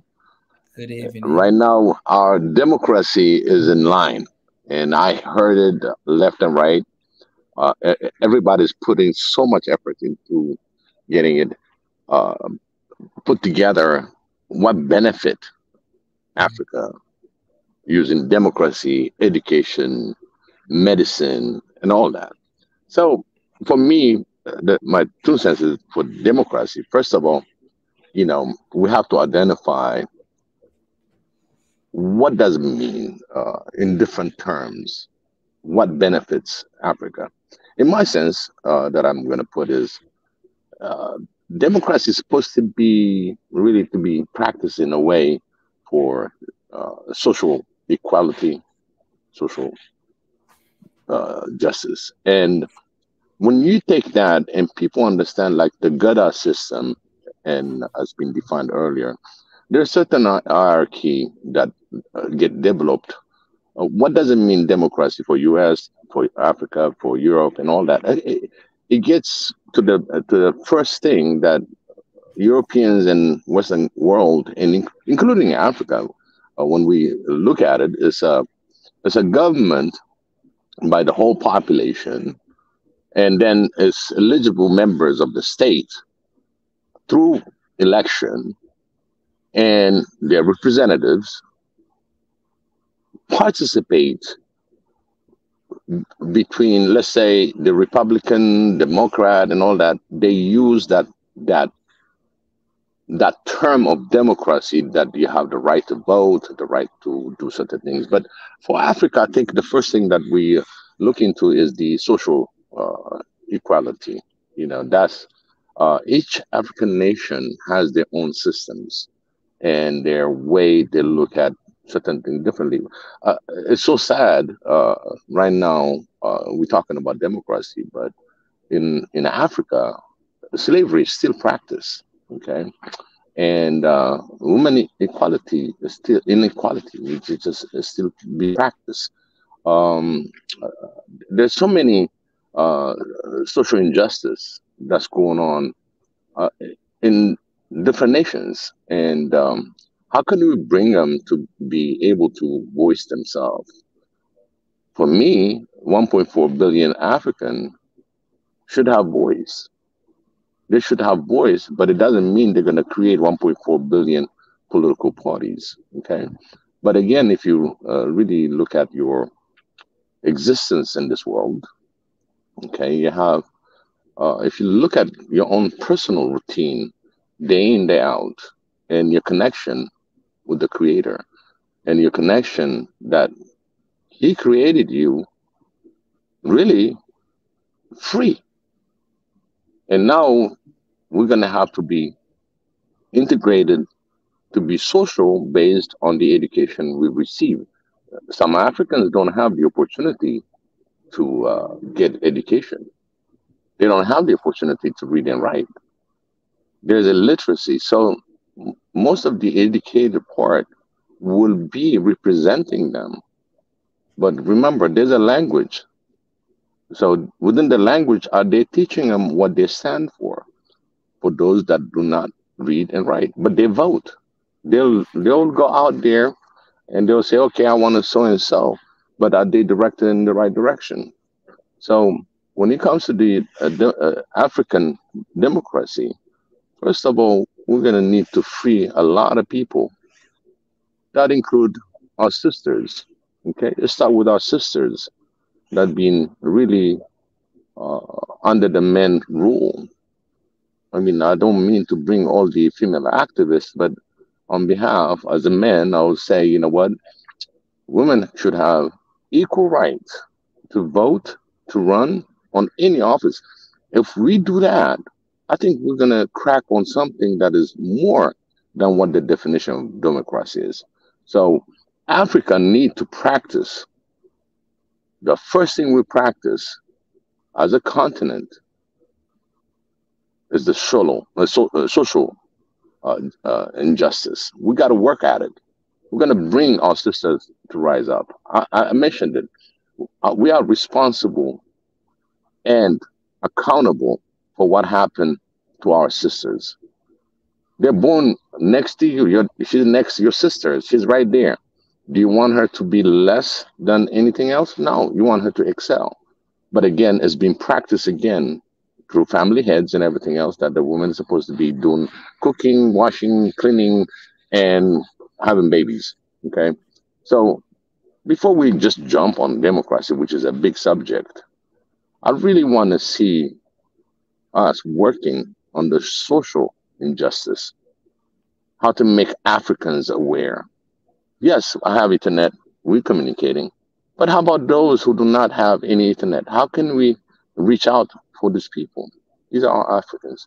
If we do that kind of projects, reaching out, and education that I mentioned in my earlier program, is by teaching them how to read, write the basics, and make them understand they're equally born. As the Bible says, we're all equal. It's up to us to redefine democracy after we do the groundwork. This is my take on democracy. On medicine, believe me, they didn't even read and write at that time, but the medicine that came out to the Western world comes from Africa. It goes through the Incas. It goes all the way to the other side of the Americas. That Ethiopians went in the Incas. There's documentation that's out there that came in with medications. There are other documents that are out there, but they are not spread out throughout our listeners, because this is something that we were talking about, bringing some books to read and to evaluate what is beneficial. We have the privilege and honor to be on this platform. Like I said, we have to seed the right seed. So before even going deeper in the democratic things, we have to identify what is number one need for our nation, one Africa. What do we need? There are certain things that we started, which is no more what? I would say no more European or Western democracy. I'll tell you that, because we're not there. But they're trying to push that agenda every time they say, oh, that's not democratic republic, or that's not democratic country. Oh, let's bash him out. Let's put a puppet in there. He's going to follow whatever we tell him. So I think this is what I look at before we understand. We have to understand what beneficial democracy can be established. The word is there. It says democracy, but it has three different ways of applying this. And it's so funny they put the social equality at the bottom. If you have social inequality, then you don't have democracy. That terminates just like a equation, fraction. It eliminates itself. So my point on this, you guys talk great length of democratic way of managing, what does it mean and all that. But what I say is, one of the things to have democracy is start with social equality. Yeah, sorry, I just say social equality. That's not democracy. Again, you're going into the philosophy of liberalism and egalitarianism, or even socialism. It's the philosophies that talk about it. And you mentioned earlier, all men are created equal. Unfortunately, that's not in the Bible. That's in the United States Declaration of Independence. Says that all men are created equal. There is no verse that I know of in the Bible. No. Meaning when God created us, He created us equally. Yeah, you can say that, but there's no verse where it says all men are created equal. Yeah, you don't have to have a verse. You can always infer. It's simple to infer. But I think that's semantic.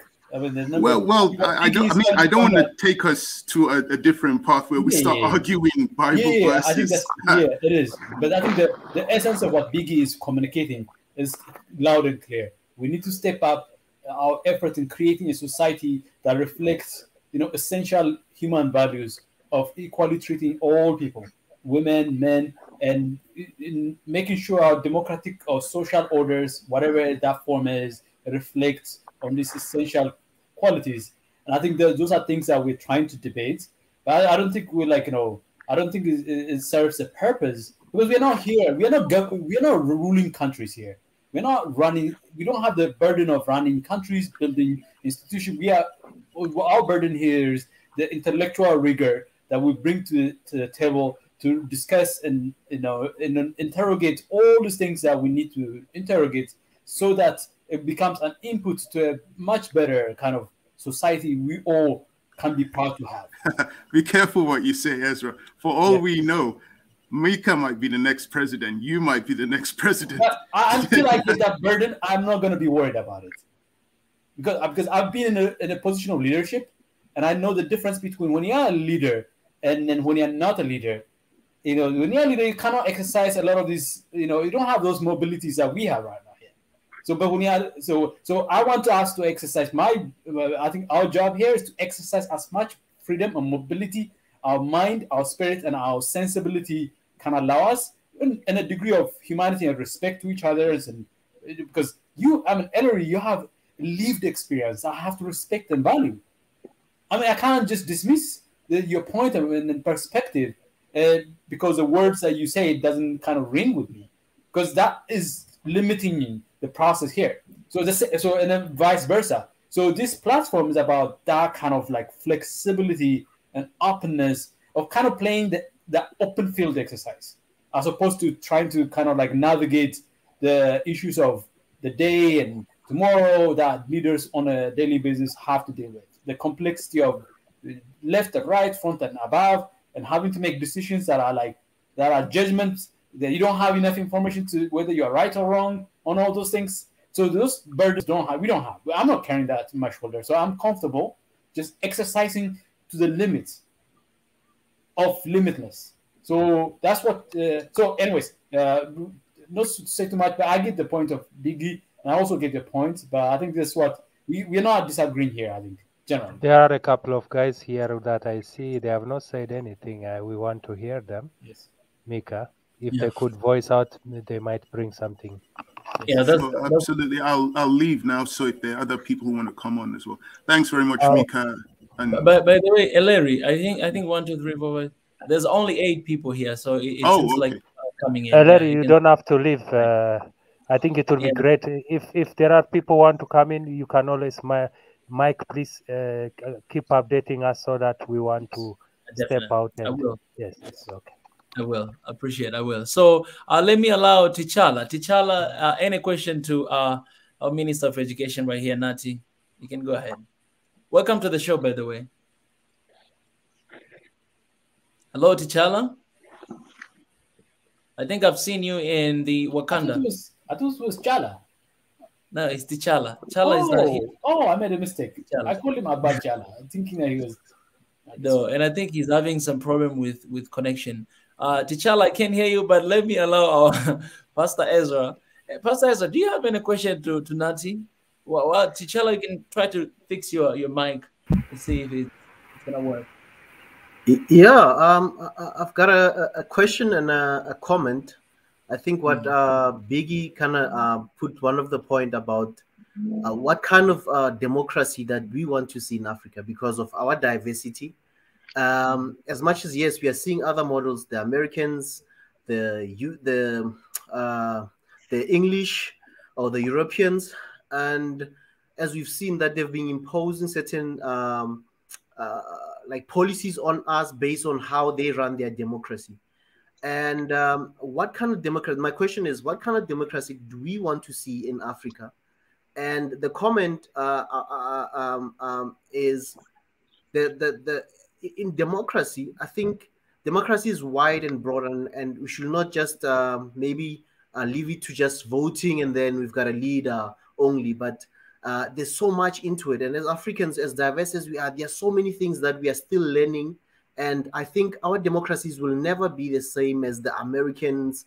Yes, the human rights thing, we're seeing them. And again, another question is the accountability of African leadership. Where do you think it is in Africa?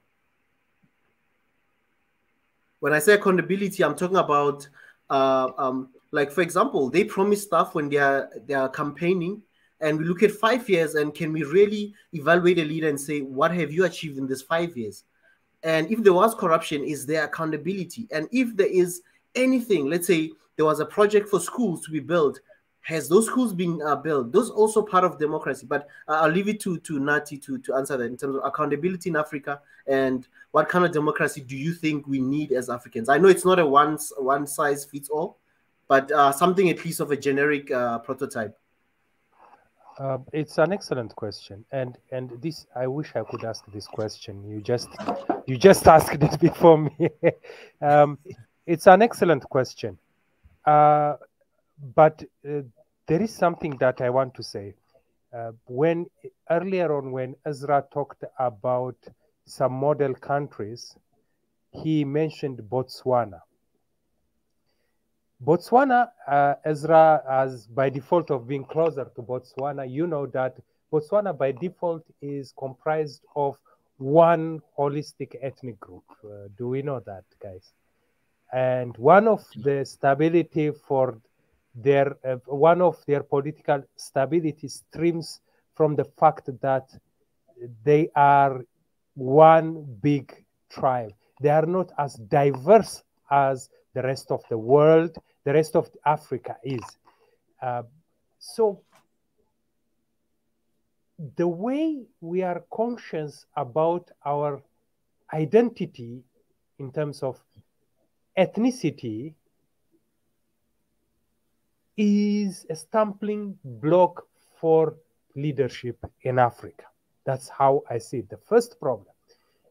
Before I am cautious of being an Ethiopian or a Kenyan or a Tanzanian, if I am cautious of being, for example, an Amhara or a Kikuyu or a Chaga, there is a problem. That means my ethnicity is overshadowing, coming before my collective identity as an Ethiopian, Kenyan, Tanzanian, or South African. I don't know if it is clear enough. Now, in this diverse ethnic group comprised countries, everyone has a question as an ethnic group, as a collective region, and as a collective tribe, as gender, and as what. That makes our democratization process complicated.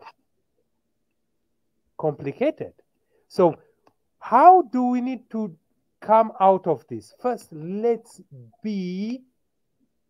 create an awareness that, yes, we are of a certain ethnic group, but we belong to the bigger picture of a certain country, a Nigerian. If I am more of Yoruba than a Nigerian, there is a problem. I need to accept myself. I am a proud Nigerian hailing from the Yorubas or the Igbos. That's where the problem is. So I put my cause as an ethnic group before I put our cause collectively as a country. And imagine if every tribe is asking for water, education system, and whatnot to the central government. Can we really address that question at a go within 5 years? So what I'm trying to lead is, in as much as we need checks and balances to bring in accountability, the first point I would say is that we need to learn how to be led. I will repeat this. We need to learn how to be led. One of the things that they don't show us in the Western world, the fear of the law is what is dictating their well-being. They fear it. If they miss a red light, the ticket comes all the way to their house. They knock, pay it, you go to court. So they fear the law. So some of us, we don't. We are not ready even to be led. We always put our question before the question of the country. So this is one of the things that we need to be cautious. Let's be really aware of who we are, but always don't forget the collective image. In terms of government, how many of our leaders are there simply because they are aspiring to be politicians, but they are not by all means capable of leading us. Nowadays, I'm very sorry to say, yes, some may have the talent, but some of them, because they are famous, they use their fame to enter into politics. Isn't that true? They use their fame to enter into politics. Fame and politics cannot rhyme. Let's do one thing and do it well. Sometimes it pains me when someone who has spent his lifetime playing football in Europe, when he's retiring, wants to become a politician in Africa. I mean, it's a mock for our own people. Because there are people who have sat and read and they are well informed. And if you critically look the problem of Africa, people who are supposed to lead are just in institution lingering around, and people who have no idea about leadership are leading. So we have a completely misplaced priority. We don't put right candidates for the right job. I myself, I am a witness to that in my own country. Some of the lawyers are bartenders. Sad enough. Some of the guys who are driving taxis and ride. I myself, I was driving a cab in Addis called Ride. And many people, they come and sit right behind you and he tells you that, oh, you look, I mean, you look nice, you look smart. Can you go to school and change your life? But he doesn't know who I am. He just finds me driving a cab and he puts me in my place. What I'm trying to say is there are so many competent people doing the wrong thing simply because they are not given the platform. And how do we create the platform? Let's make noise and say, guys, you don't deserve to be in the seat you are sitting.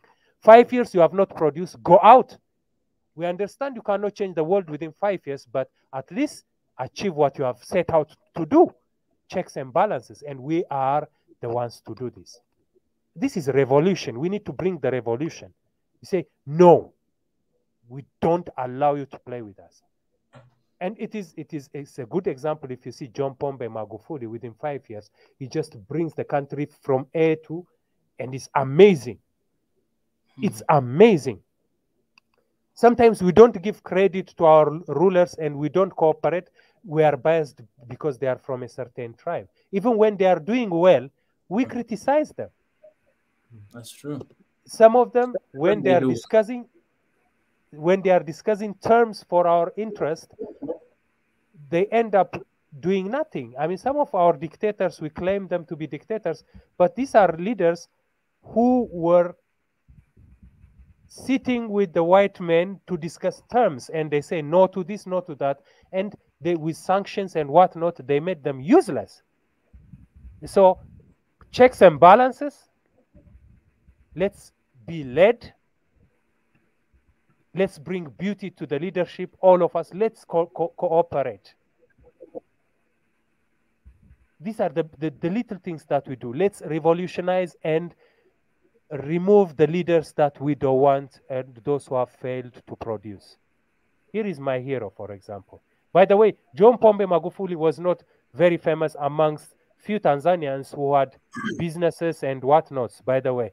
Let me be pretty honest with you. Some people celebrated when they heard that Magufuli died. Of course. Shame on them, because they were used to accumulate money and they were not paying taxes and whatnots, and they were going around the system and exploiting more than they want. And when he was running for president, he refused money from them. He refused money from them. He just worked for the revenues, the taxes, the proper things to do.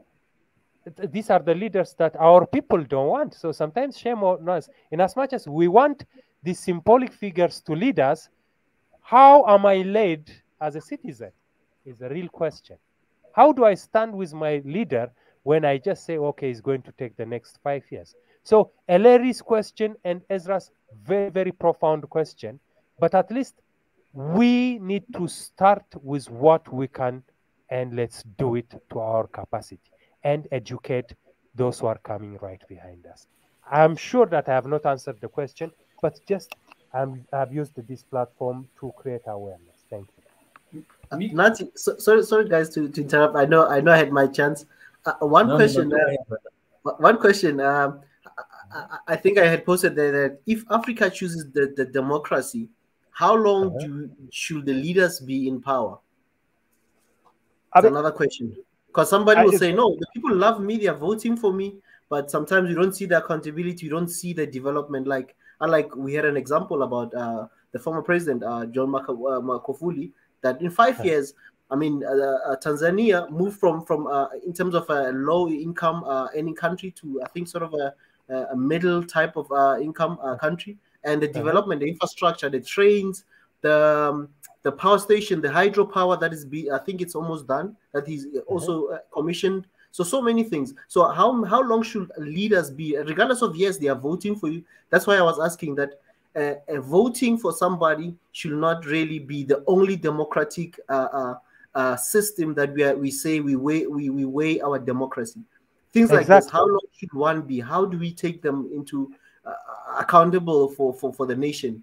Exactly, and this is also one of the loopholes we find in the so-called democracy and terms of service. Basically, actually, for us Africans, we make a mockery out of this. When we find a strict president, we make sure that he finishes his term and we bring in all the nonsense that we are used to doing it. So this is one of the loophole in democracy, putting a time frame. In as much as, yes, some presidents like Museveni just woke up and changed the constitution into the president can stand for a lifetime, which cannot be also plausible. But I think his wife was the minister of something. Yes. when people are producing, let us give them chance to keep on doing what they are doing. In as much as we think that, yes, terms and conditions are good. But remember, as Africans, appropriation, this language for me stands out. Appropriation. We don't simply assimilate. You know, we call some politicians assimilados. When we speak English, we want to speak with every accent like the Americans. No. In as much as we speak English, let's speak it in an Ethiopian accent, in a Zambian accent, in a Tanzanian accent, in as long as it is a means of communication. But we assimilate each and everything about the Americans and we claim it to be the gospel truth. So when someone prolongs the term, we fight, even though we have seen the changes. So these are the loopholes that we see. And it should be really flexible because we are people, we have parliaments, and we are able to discuss that if some things are met in their own target time and there are some things that we want to be executed, we can go ahead and say, we are granting you more time to execute 1, 2, 3, 4, and by the time you finish this, you move on. Because we are not at par with the rest of the world. Because if the Chancellor, for example, Angela Merkel comes out, and Olaf comes in, they can perform on a certain level because the system is being set for them. But as Africans, we are staggering still. So we are depending on the mercy of the quality of the leaders that we have. So when we have some good leaders, let us use them. Let us use them. And let's not take the gospel truth of democracy, then we start making noise. Sometimes the corrupt ones also use time frames to destroy the peace of the country and overthrow good people, quality people who are in leadership. Sorry for taking your time. Mika, do you remember yesterday I sent you an article about Tanzania, about DW? Yeah. Essentially, if you read closely, they essentially said, oh, Tanzania's road to dictatorship, kind of like insinuating, and they traced the number to 2050. I was just writing that for you. And it tells you, they're looking at great leaders like that, and even if these great leaders die, they will find a way to attribute dictatorship and lecture you on how bad it is. And meanwhile, Germany has been run by the same leader for how many years? Yeah, they're always like, even the death is like the beginning of the battles. They want to erase everything that he has done. They want to take it out of the history. They want the history to remember him just like the way they want him to remember. Because a lot of us, we know that this guy is our heroes, but they try everything they can to spread that negativity, and we're not going to allow it. You know, we're not gonna allow. I know. As a And side note, can you share the news article? I don't know if it's possible to share the news article. That's Yeah, one thing that I want to say. Not for discussion, just on the YouTube channel for people to follow it. Just Israel, one thing that I'm just reading some of the comments that's coming down, and there's a guy that I don't want to make a big issue, but this ringtone where it says, "Swahili, do not scam our African brothers and sisters, especially Ethiopians. You begin Ethiopian money for your holiday. There are millions of Africans need help more than you." And I just want to answer to him, her, whoever that came in on here on the platform. Do you think we spend 4 or 5 hours and more beside this platform? We all work for one Africa. I just want to let you know that. We just said no more. And for sending Mika, listen, you taking a man out from his cozy home in Tanzania and send him to Ethiopia, never seen that place before, understanding the people, going from Ethiopia's, we put it in there because of the situation that we have in Ethiopia. But guess what? He's going to be going to different countries. But to have this kind of energy and to go and show the world what Ethiopia looks like, you think this is holiday? I mean, it's so sad. You got to rethink. If you really followed us on this platform, you wouldn't say such thing. It's sad. We fight for one Africa, for our brothers and sisters to be together. By the way, Ezra, one of the things that I can tell you as an Ethiopian is, if I want to go for holiday, I wouldn't think I would go back to Addis. I mean, there are a lot of things to look. I've traveled all the way from Addis to Ezra's land, Johannesburg, and there are so many beautiful places to go to see if really we talk about holiday and whatnot.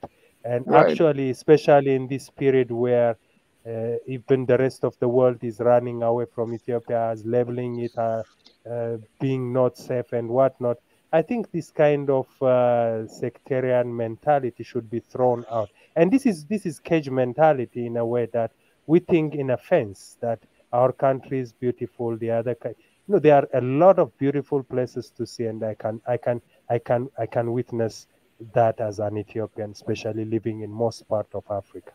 Right, and I just brought it up. This is Biggie, not Israel, but I'm telling you, it's just people. It's what you see, right? Even on this platform, to get one Africa, we got a lot of ways to go. It's not like we're gonna this thing is gonna happen overnight. We are putting a platform, a voice to be heard, and what we can do about it. When I started my mission about Africa education, I didn't even know where to start, but I ended up to be heard by Kofi Annan in the UN the eve of Christmas. So if I'm able to see that dream that came in on that table, can you imagine how many Africans here that are listening, that are working hard, and spiritually, mentally, physically. Running a platform is not easy as you think. This is very hard work.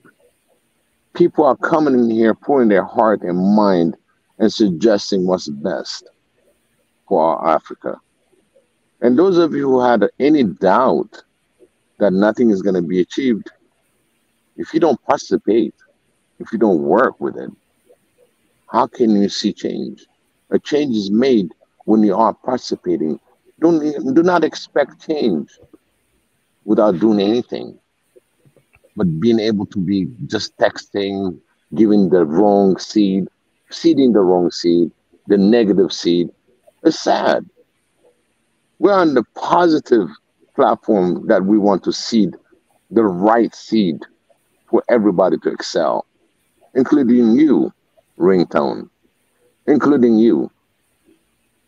If you have a doubt, you want to talk to us, come to the platform.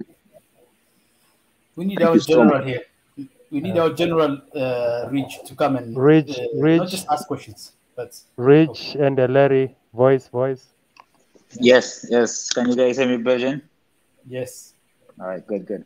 I heard the pastor was talking first, and I had a question for him. The first person that talked, I really don't know your name yet.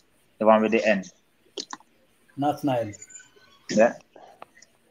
Nati, you can call me Nati.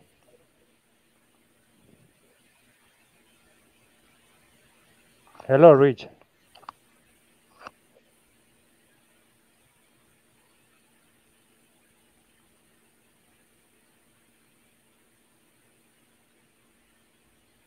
I think Ridge is out. Ridge, he's out. Ridge, are you there? I think he's.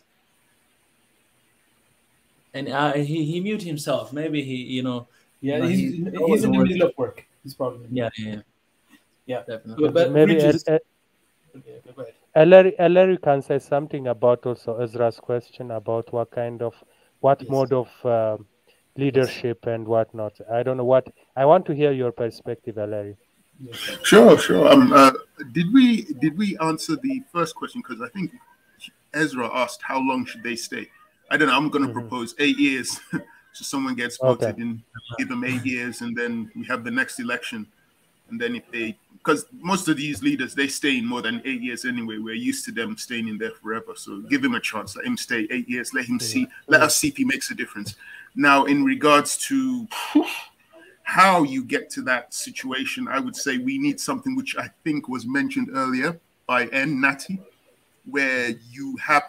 So it's going to almost be like proportional representation, in the sense of giving all the ethnicities a chance to put forward their man to represent their region, because that seems to be a problem in not all African countries, but in most African countries, that people always feel that in their region, their problems are not being addressed in the parliament.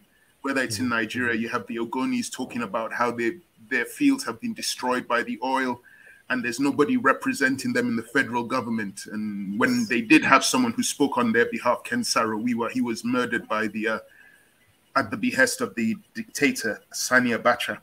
So I guess we could put some form of proportional representation in that form of electoral process in an African country. I don't know if Botswana does that, because I was told by Ezra that Botswana and Ghana. So I don't know how Ghana is more diverse than Botswana, according to Nati.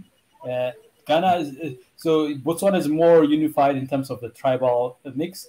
Ghana is very diverse, but I think the element of question that needs to be answered here, the nature of identity, the complexity of identity, is also something that people need to really think about. I know there's some kind of, in some African countries, there's a lot of this siloing of identity, and partly is real and partly is not real.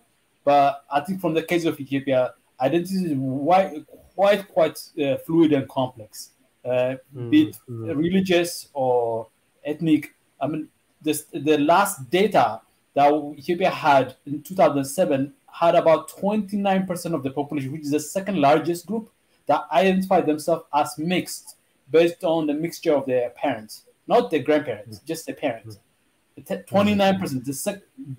People don't talk about it. They always say that Amhara is the second largest after Oromo, but the statistical data says is actually the mixed one are the second, and not even counting those people who say, "Oh, my grandparents, I'm 1/3 this, I'm 2/3 that, or 2/5 this." There's a whole set of complexity in the case of Ethiopia. I don't know. I can't, authoritatively talk about other African countries like that. But when I was in Ghana, I saw similarity like that, where the Ashantis or the Akans and the Ga people mixing up, or the Igbos or the Ashanti mixing up. There's a kind of like a mix up of things that are somewhere sandwiched in between the talk of this, kind of like singular tribes that identify singular. So identity is also part of the mix. I don't know if Nati can help us a little bit kind of understand the complexity or the nuances of identity. Identity is always a complicated issue, and This is one of the things that in the near future as Africans need to demystify, because my identity does not give, in as long as my identity does not give me any extra privilege or make me less than the other, it should remain as an identity. Yes. For example, my tribe and your tribe, I shouldn't have any privilege without merit because I belong to this tribe or that tribe. And this is one of the things we need to demystify. I repeat, demystify.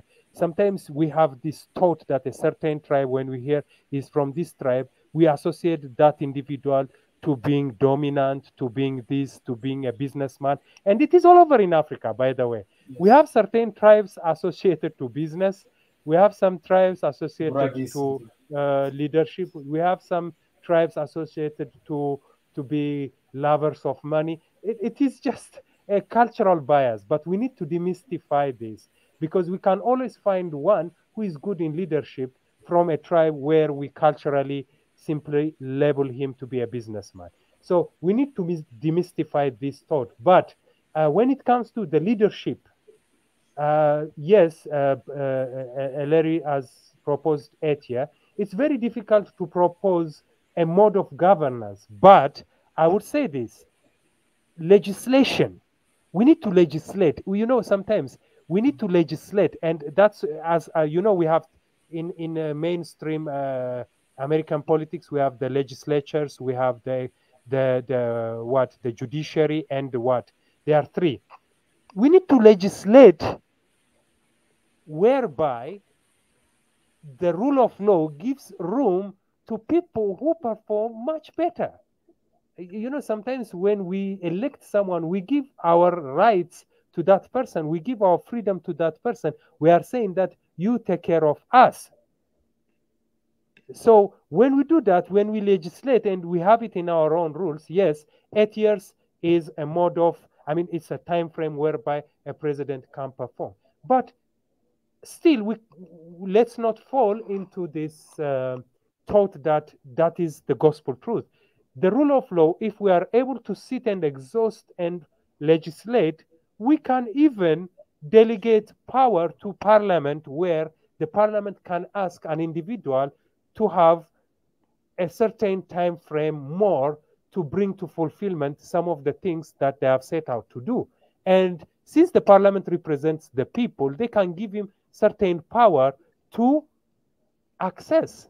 It's not that he wakes up and says, I'm going to be a president for life. No, we have a time frame, but we can still legislate, always writing down the rules. In this case, we can do 1, 2, 3. But in this case, we can also do more, or we can also do less. Who can say that someone chosen for 8 years should remain for 8 years? After a year or two, if the way he's going is not right, we need to pluck him out. That's how. That's what we call impeachment. You understand? Yes, impeachment. So this is what we call impeachment.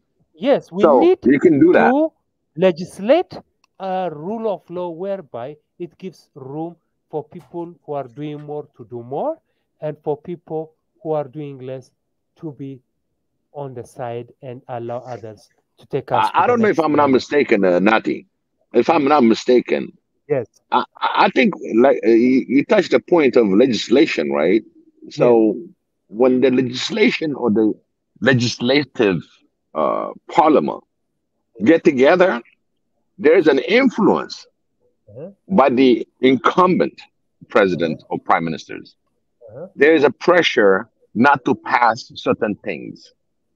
So this part of legislators has to be independent, because they don't have terms, you know, when it comes to Supreme Courts or any courts, district courts, circuit courts, general courts. All these courts has to be really left alone to be independent, because they're supposed to be the justice system. So yes, each African country, each African country should have a tight. In fact, it should be through the this information. I don't know if it's passed through AU. Still navigating through the AU stuff, but should be given. You know, if AU wants to change and make something positive, as African United, they have to pass this as a platform for all nations to practice, to have an independent judicial system, because it gets influenced by the people that has power at the time. So okay, these are the things that we do. Go ahead. Okay, let us give Rich a chance since he went. Is he back? Yes, he's back, and let's. Rich, you must unmute yourself. Rich, are you there? Where are you? Rich. He's busy making bread, so let him make bread. Yeah. So Biggie, you have said the three modes of Canada, government. Right? So I'm guessing this is our Caribbean brother. If he opens up and speak out, you know, some wisdom should be dropping here left and right. But since he's not able to talk to us because he's always in the middle of some business work that he does. So, and I guess I think Edward can chip in a little bit. I think we interrupted him a little bit earlier, and he had some. I think he had pushed back with the question of numbers, and I think like just to add to that, you know, America until 1945 they had a president that ran for 4 terms as well. I mean, you have Germany, they have the system of government where they can have multiple times leaders can have, but I think in like, you know, the case of Singapore or Malaysia, you've had times where incredible premiers who have done like long service in government that also have very impactful leadership. But there's also that sense that, you know, some leadership that lasts can get into a state of staleness, you know, stale kind of leadership where you run out of ideas, you stifle growth and possibilities. So I mean, there's a huge point to be made about, you know, term limits that is beneficial to it, but there's also like we also run into a situation where one size fits all kind of might be a challenge, but at the same time, you know, if we just let it go and say, oh, you can have leaders that could do a good job for 12 years and end up, you know, in their 10th year, they become, maniacs. By the way, the laws, the rules. So we have to really, really like figure out what's the right balance of like how do you get the best out of somebody, while at the same time also addressing other elements that could suffer when a leader stays forever. By the way, one of the guys from the comment section I read, Alan Conlon, is saying meritocracy is the way where every talent is given space to excel, and China practices meritocracy. And this one somehow summarizes what I have said earlier on, that by merit, and I've been having problems with our leadership being famous people and influential people and rich people storming the political arena. But now what Alan Conlon says by meritocracy summarizes that let's give due chance to people who can lead by merit. Thank you very much, Alan Conlon, for your contribution, and this is a good contribution. I think Rich is back. I can hear some. Welcome back, brother. Thank you, man. Thank you.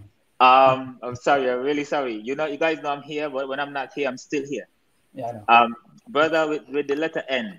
What's your name again? Nati.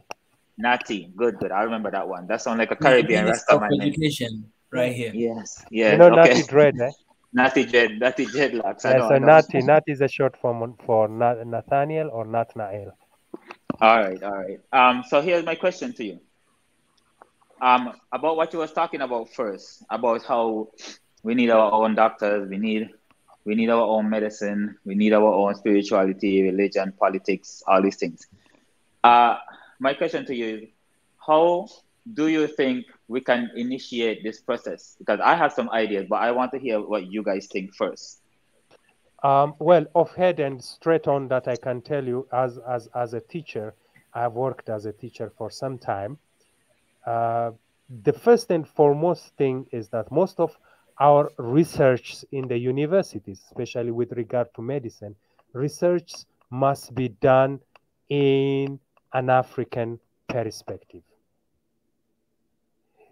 Most of our students do not do research and propose to the Knowledge Bank of Africa. They just simply write research to graduate. And this is one of the things that we can use. Our students who are studying medicine need to go back to our roots. Going back to our roots for every platform of education is very, very crucial. This is how we reclaim. But I am very sorry to say this. When it comes to going back to the roots, the best working platform by now which is going back to our roots is our music and fashion only. Our education system did not tap the wealth that we have in terms of knowledge. That's the first and foremost for me. Thank you. You can go ahead, Rich. Okay. I believe what you said is true. That's true. We need to go back to our natural stuff when we think about all areas and all fields. But the youth that we're dealing with right now, they need a little bit more than what we've been trying in the past. And I see a lot of people who are revolutionaries, especially in North America, and they want to continue doing the same old thing that they was doing 60 years ago when Martin Luther King and these people was here. But the methods that these people are using against us to keep us in a certain subjugated position, these methods are evolving. They're not staying the same. So I believe that one of the first things we need to do to initiate this process is that we need to build a database of all of our people, no matter where they are in the world. We need to know where you are. We need to know how old you are. We need to know what university or skills you have that you can contribute to the continent. We need to know if you're willing to relocate. We need to know what your goals are really. Like how many, in a way, we'll even have to know how many children they have to know that how much we're gonna have to give to them so that they can relocate to Africa and contribute to Africa, because there's a lot of us out here in the Western world, like myself, like I tell you guys all the time, it's like we're just caught up in useless competitions with each other over here, just to wake up the next day and go back into another useless competition again. We're not doing anything with the degree that we have. They don't even have jobs to offer us when we don't been to their school for 8 and 10 years. They don't have jobs to offer for us. We don't end up in the fields that we went to study in. We're racing with each other, but we are hamsters in a wheel racing with each other. So both of us not going anywhere, and the competition is just useless. So we have so many people with skills that are out here in the diaspora, and they have so many skills. And all these skills are going back into contributing to people who don't have our best interests at heart. Like you will see, they have soldiers right now on the continent, Black African soldiers on the continent there, and missions to kill their own people and capture and kill and capture missions after their own people, because all the skills that they had that they got from here is being used now in other places, because it's like there's no alternative. There's no alternative to use the skills that they develop while they're over here back on the continent. So I think that all this is energy. All this that we have is energy. The people who studied in school or out in the diaspora, you have energy. You have energy, but your energy is being used to contribute to your own demise in a way. And in order to stop that process, what we need is a device that will collect, store, and strategically redistribute all of our energy. If you're an economist, if you're an architect, if you're a teacher, teachers are the most important. There are so many teachers I know in North America that want to go back to the continent and teach what they've learned because they're really smart people, but they don't have that way to repatriate. They don't have that way. So if we can develop a way now that we can store, we can collect, store, and strategically redistribute all of our energy wherever we can play part in a society, in all areas of human activity. We need to build a system like that where we can have our people so we can call on them when they need it. And we can help them to come to the continent as well, help them to repatriate, help them to bring their family. We don't, this weather in North America especially, this weather is not something that we'll ever get used to. Man, I'm telling you, if some of us could just get up and just leave here tomorrow, we will leave. As long as we got a roof over our head, we can have shoes on our feet, we can have water and food to eat. We will leave because we really don't want to be here. There's so much work to do on the continent, and we are here like hamsters in a wheel. Until we build that system, we can use our brain as that system right now. Because we know people who know people who know people. A lot of us been to university. Start collecting information on the people who you know who wants to contribute but have an education. And even if they don't have a Western education, who knows? That might even be better if they don't have one. Do you understand? Yeah. I feel you. Yeah. I want Larry to say something about this because, and Ezra as well, because the Western and Southern perspective of Africa. Okay. Okay. Yeah, one thing that Ezra wanted to say something. Ezra wanted to. One thing that I want to say. Okay. Yeah. Francis, you're absolutely right. Rich, right? And like you said, each of us that are abroad, collectively, we can turn Africa to the right direction overnight. But how many people are really passionate about this? We need a lot of countries, a lot of nations in the continent to facilitate us with accommodation. You're not going to get a mansion or $500,000 to $1 million, homes. But that home is based on real estate where you live at. And your cost of living when you come back to Africa is a lot lower than you can. And people have fear to lose it all here, or they've been in the system. They are in the system, and anybody that gets out of that Western world system as an African to build your continent, I think we should make an experiment and actually, we're in the process of doing it. And as Mika going to Ethiopia, and Mika is coming out of this platform, and his dream, his motion, and what he wants to achieve. He's an example as an African from Tanzania. And I think when you come to Africa, you're coming in from the Western world. You should see your family, right? When you come to your family, how they receive you. They want to learn. They want to know. If you got money, it's money, clothing, all the gifts that they come in with, right? But after that, it becomes an old stuff. There's a saying when an Ethiopian travel from U.S. and coming down to Ethiopia, the first thing they say, okay, he's good for the next 3 weeks, maybe maximum 4 weeks, but his agenda is to stay about 6 weeks. So already the Ethiopian community knows, hey, he's got to go back because he is in this system. He's got to go back and pay for his mortgage. He's got to work.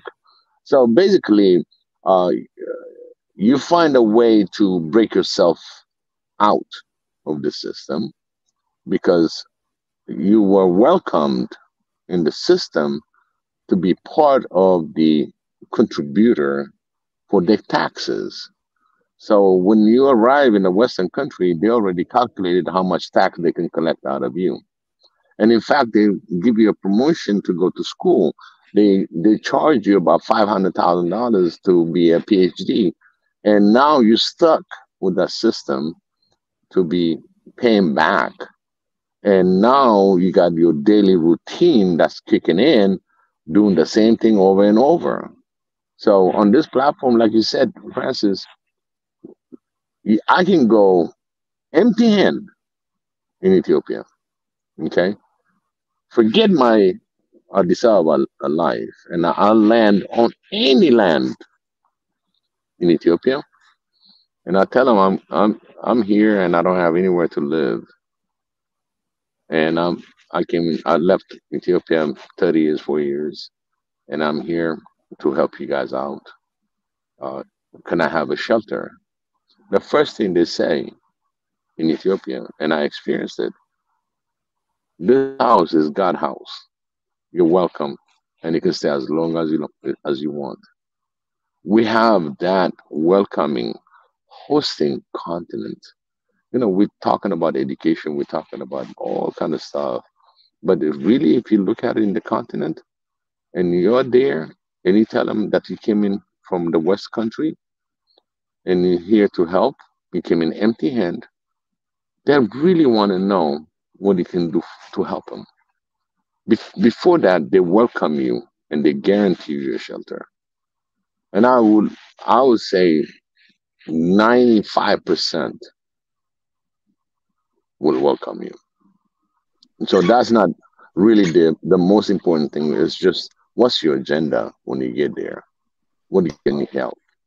Like I said, I can help 5% of my knowledge. I'm in telecom. I've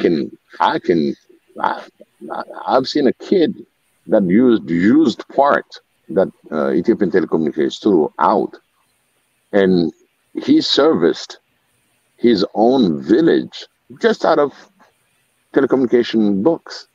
He just followed the books, and the village was connected, and he had a backlog of 16 people in his village because he doesn't have enough wires. And he was hired by the Ethiopian Telecom. First, they thought he was collaborating with different intelligence, but when they looked at him, he's not connected to the grid. He's just helping out his own people. So we have the choice to make. If you really want to expat Ethiopia to Africa, any part of Africa, go empty hand. But because you got your brain. Biggie. Yeah. Before you go. Go ahead. Yes, sir. Before you go, I just want to say thank you guys for the kind of work that you do, the incredible work you do here, dissecting, bisecting, and not now. It was so lovely to hear you just educate us and bring so much wisdom. And it warms my heart to be in the team like this. And so I just want to say thank you so much, and keep pushing the boundaries and the barriers of thought, ideas, and possibilities. And then this is if there's anybody to do that, to achieve that, this is a team. But I have to leave and go make some bread. So I think Rich knows what I'm talking about. So yes, I know. Good luck, brother. Thank you, guys. Good luck. Work comes first too. Prof, please send us some of that bread, eh? Send me your address. I will Amazon it to you. Yeah, Amazon it to us, please. Okay, we need to make that bread. We needed the bread here in Africa. Plus, in other countries, it's December time, so people are expecting people from the cities to go to the rural areas. Yes. And we're expecting gifts for the guys that are in towns and cities and stuff. Or the By guys the way, that are overseas coming this side. By the way, travel back to Africa. Travel back. So Ethiopia has sent out an invitation to Ethiopians. I was correcting now on Twitter. They should be inviting Africans. And around I said, a million. hey, yeah. So go. Mika is already destined to go there. But if you have, and I know Israel is also hopefully he's joining in. I know Biggie is definitely probably joining. So yeah, if you're looking to understand Ethiopia and reach, if you've never had a chance to travel, and it is like there's a lot of people who are gonna help you navigate the complexity of Ethiopia or even Africa, this is a chance to go. So they are calling on all people to come home. They call it come home, like a homecoming. the Great Ethiopian Homecoming. That's the tagline they're using, and so please, it's like go ahead and do your things, and I'll find a way to send the bread to you. All right. Sounds good. All the best, bro. Professor Ezra is gone, my buddy. He's He's good. gone. He's going to do. He's going to make some bread. You know the bread. He's got to make the injera. He's making the injera. He's making the injera. Okay. He's making his injera.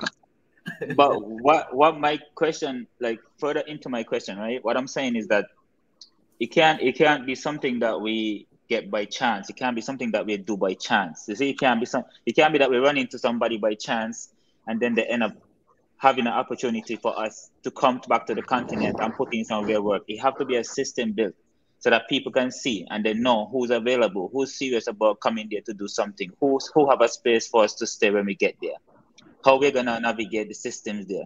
Because I've never been to the continent. I've never been there. I've only been Follow Mika. he's traveling to a new place and have an experience. Francis, if you can do that, you'll be definitely welcome.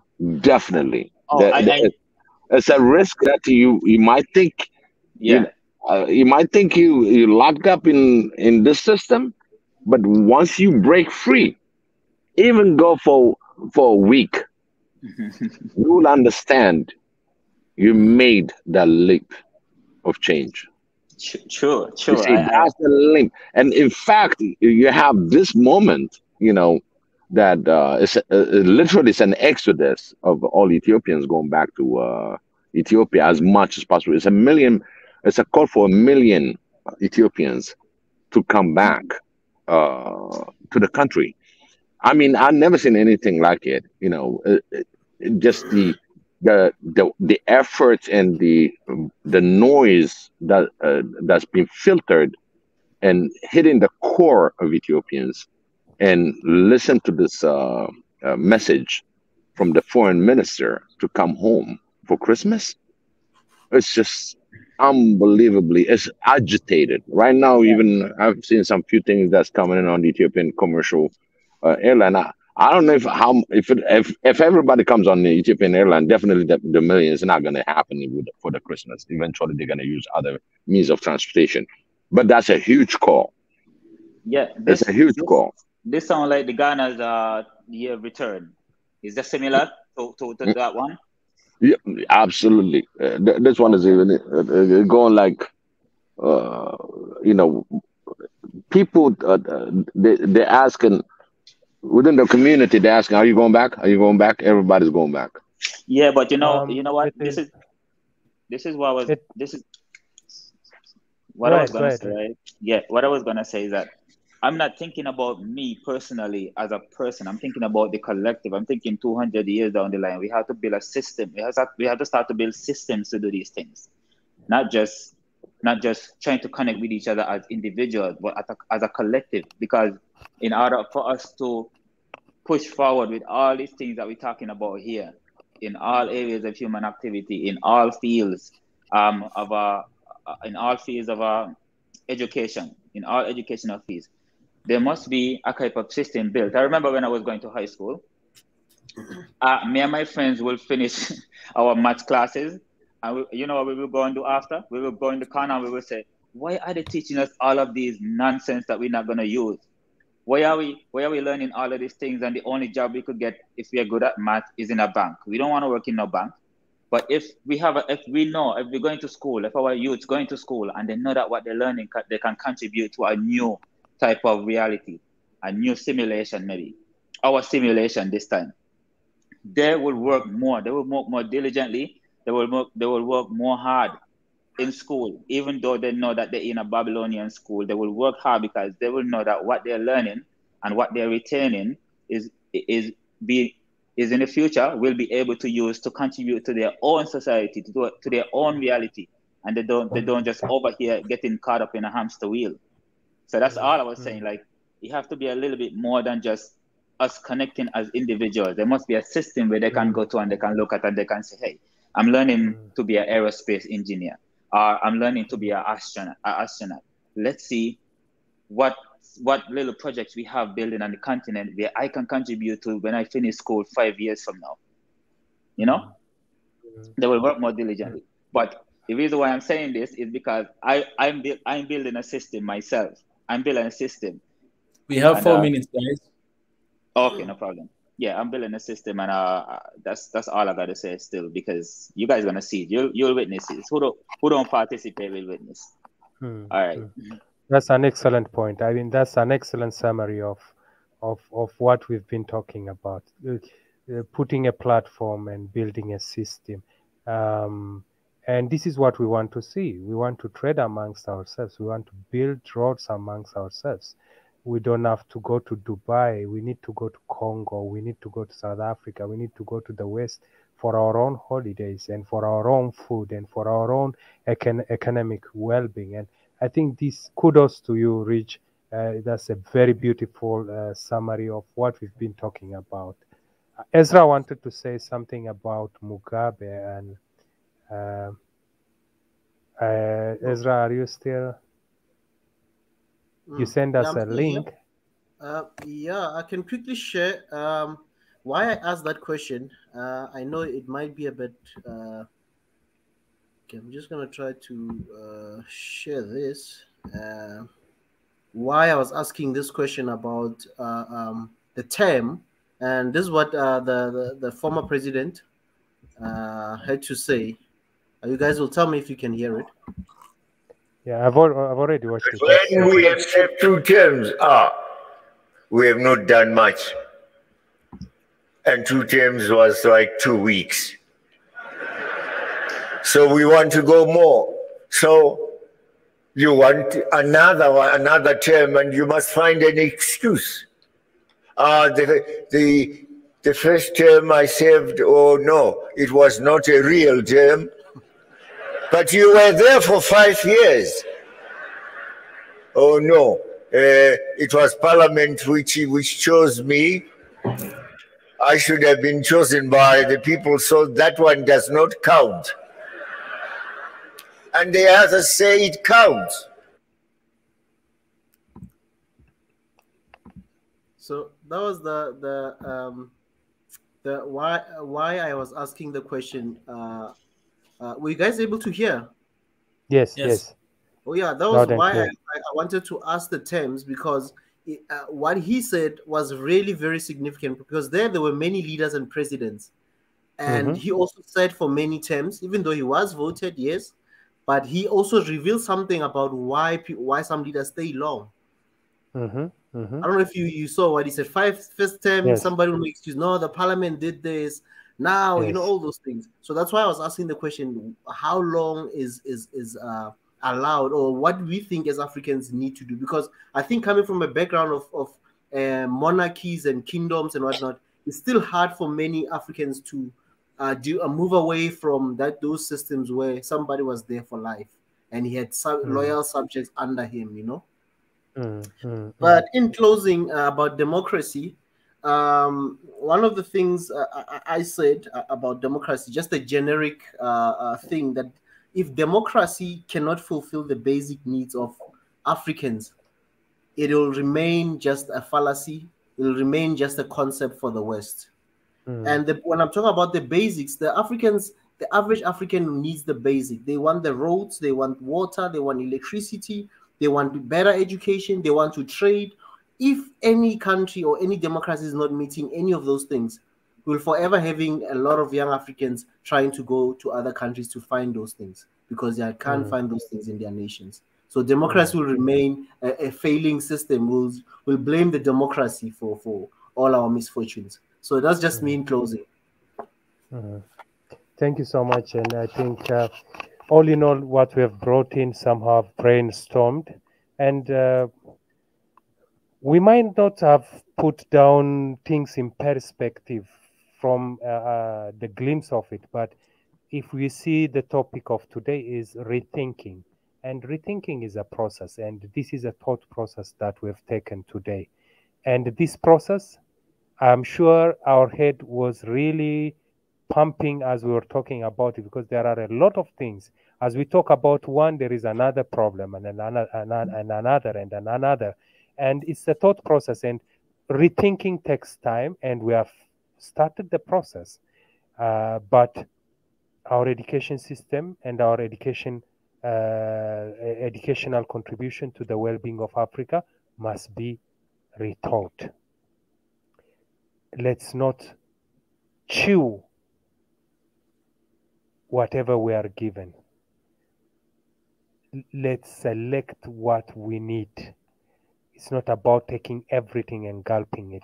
Let us be selective and appropriate whatever we have taken to our own people. After all, there is no education if it is not implemented and the well-being of others is not guaranteed. It becomes just a status that is our own. We can be called engineer, doctor, but if we don't use it for the well-being of others, that is for our own self.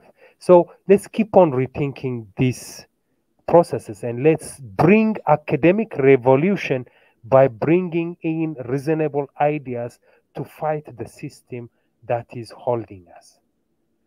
Let us really change the system by academic, rigorous arguments and constructive ideas. Otherwise, war we've been fighting, we've fought, we are still fighting, cannot be the only solution to growth. So rethinking our own academic thoughts and contributions is very, very important if we are to put a system in place.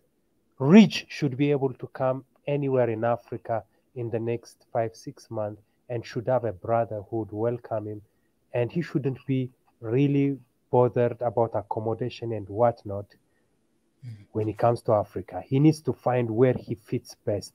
He needs to find where he can serve with a high caliber, because we are so diverse that he can fit in one of these diverse countries that we have here in Africa. I need to go to Congo and be able to teach in the school and contribute to the well-being of Africa. I need to see the bigger picture when I rethink education. And I've worked half of my life as a teacher in Ethiopia, but in Tanzania as well. I've taught Uganda, and I'm heading there.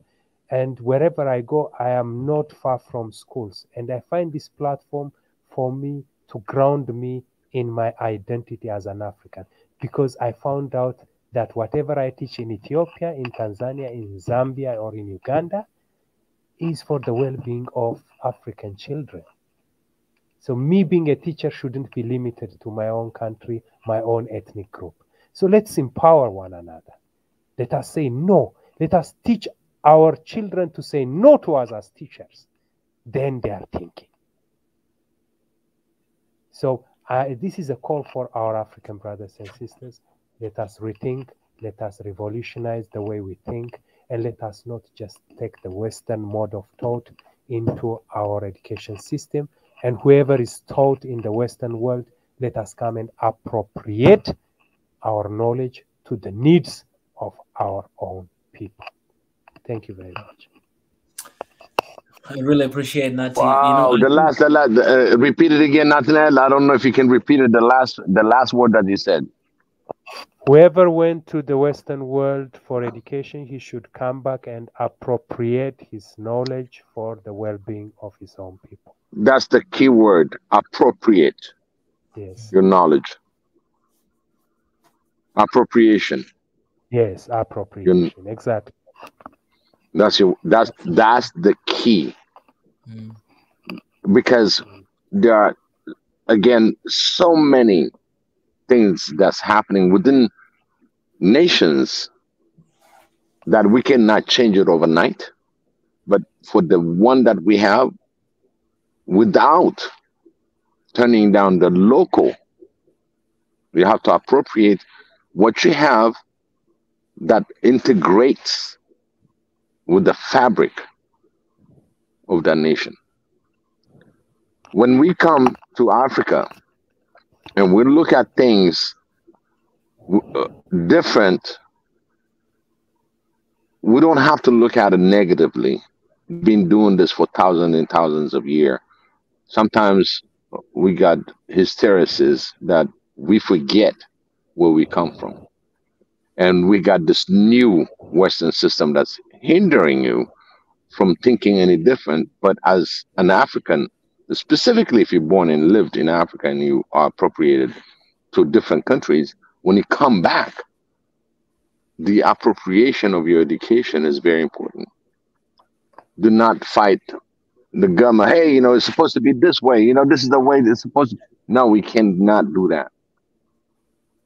You have to flow with the flow, but at the same time, you need to know where's your station to exit. You come down, because there are a lot of things that are missing in Africa. But Nati, you just had a great point. Appropriation of your education, your knowledge, your experience. Very true. Nati, Biggie, Ridge, Ezra, appreciate you guys. I think, Nati, you should have a day like every single week to come here to talk about Rethink, like this topic that you are teaching us, and it's for free. These topics that we are talking about, I think it's very important, for our movement. It reminds us where we are supposed to be or where we should be, and we're not there. Basically, where we should be by going back to our roots. Like it's crazy that we already had it, right? But all this system and colonialism and all this education system from the West, it kind of like take everything, all those ingredients away from us. So we are in this place where we have to decolonize our mind, and it's not going to happen over a day. So I think we need this reminder like every single week. So if it will please you, and if you'll have some time, I'd love to give you like a day, like every single week, to have this session of Rethink and whatever topic you bring. I would love to do with all what I can, and especially to make us angry, to ask questions. That's decolonizing. Deconstruction is a painful process, and that's when we need to work on. And I just want to come with that. And I am really sad. Last time I wanted to talk about identity, and I think we need to save it for the next session. We need to talk about our own identity also, our being Africans. Who is really an African? What are we? How do we see ourselves? How do others see us? So deconstruction needs a painful process, and we need to do that, and I will be happy to do that. That's beautiful. Then I'll keep in touch with you every single week. You can tell me the day that you're willing, and if you want to choose one specific day, that's okay. If you want to change, that's okay too. It's according to you. Nati, I mean, really, you are really the foot on the ground for us, and everything that you talked about as an educator, as a teacher. You point out a lot of things where we have to think or rethink again how you see it. And I'll give you one history or one of my experience. I came to Ethiopia.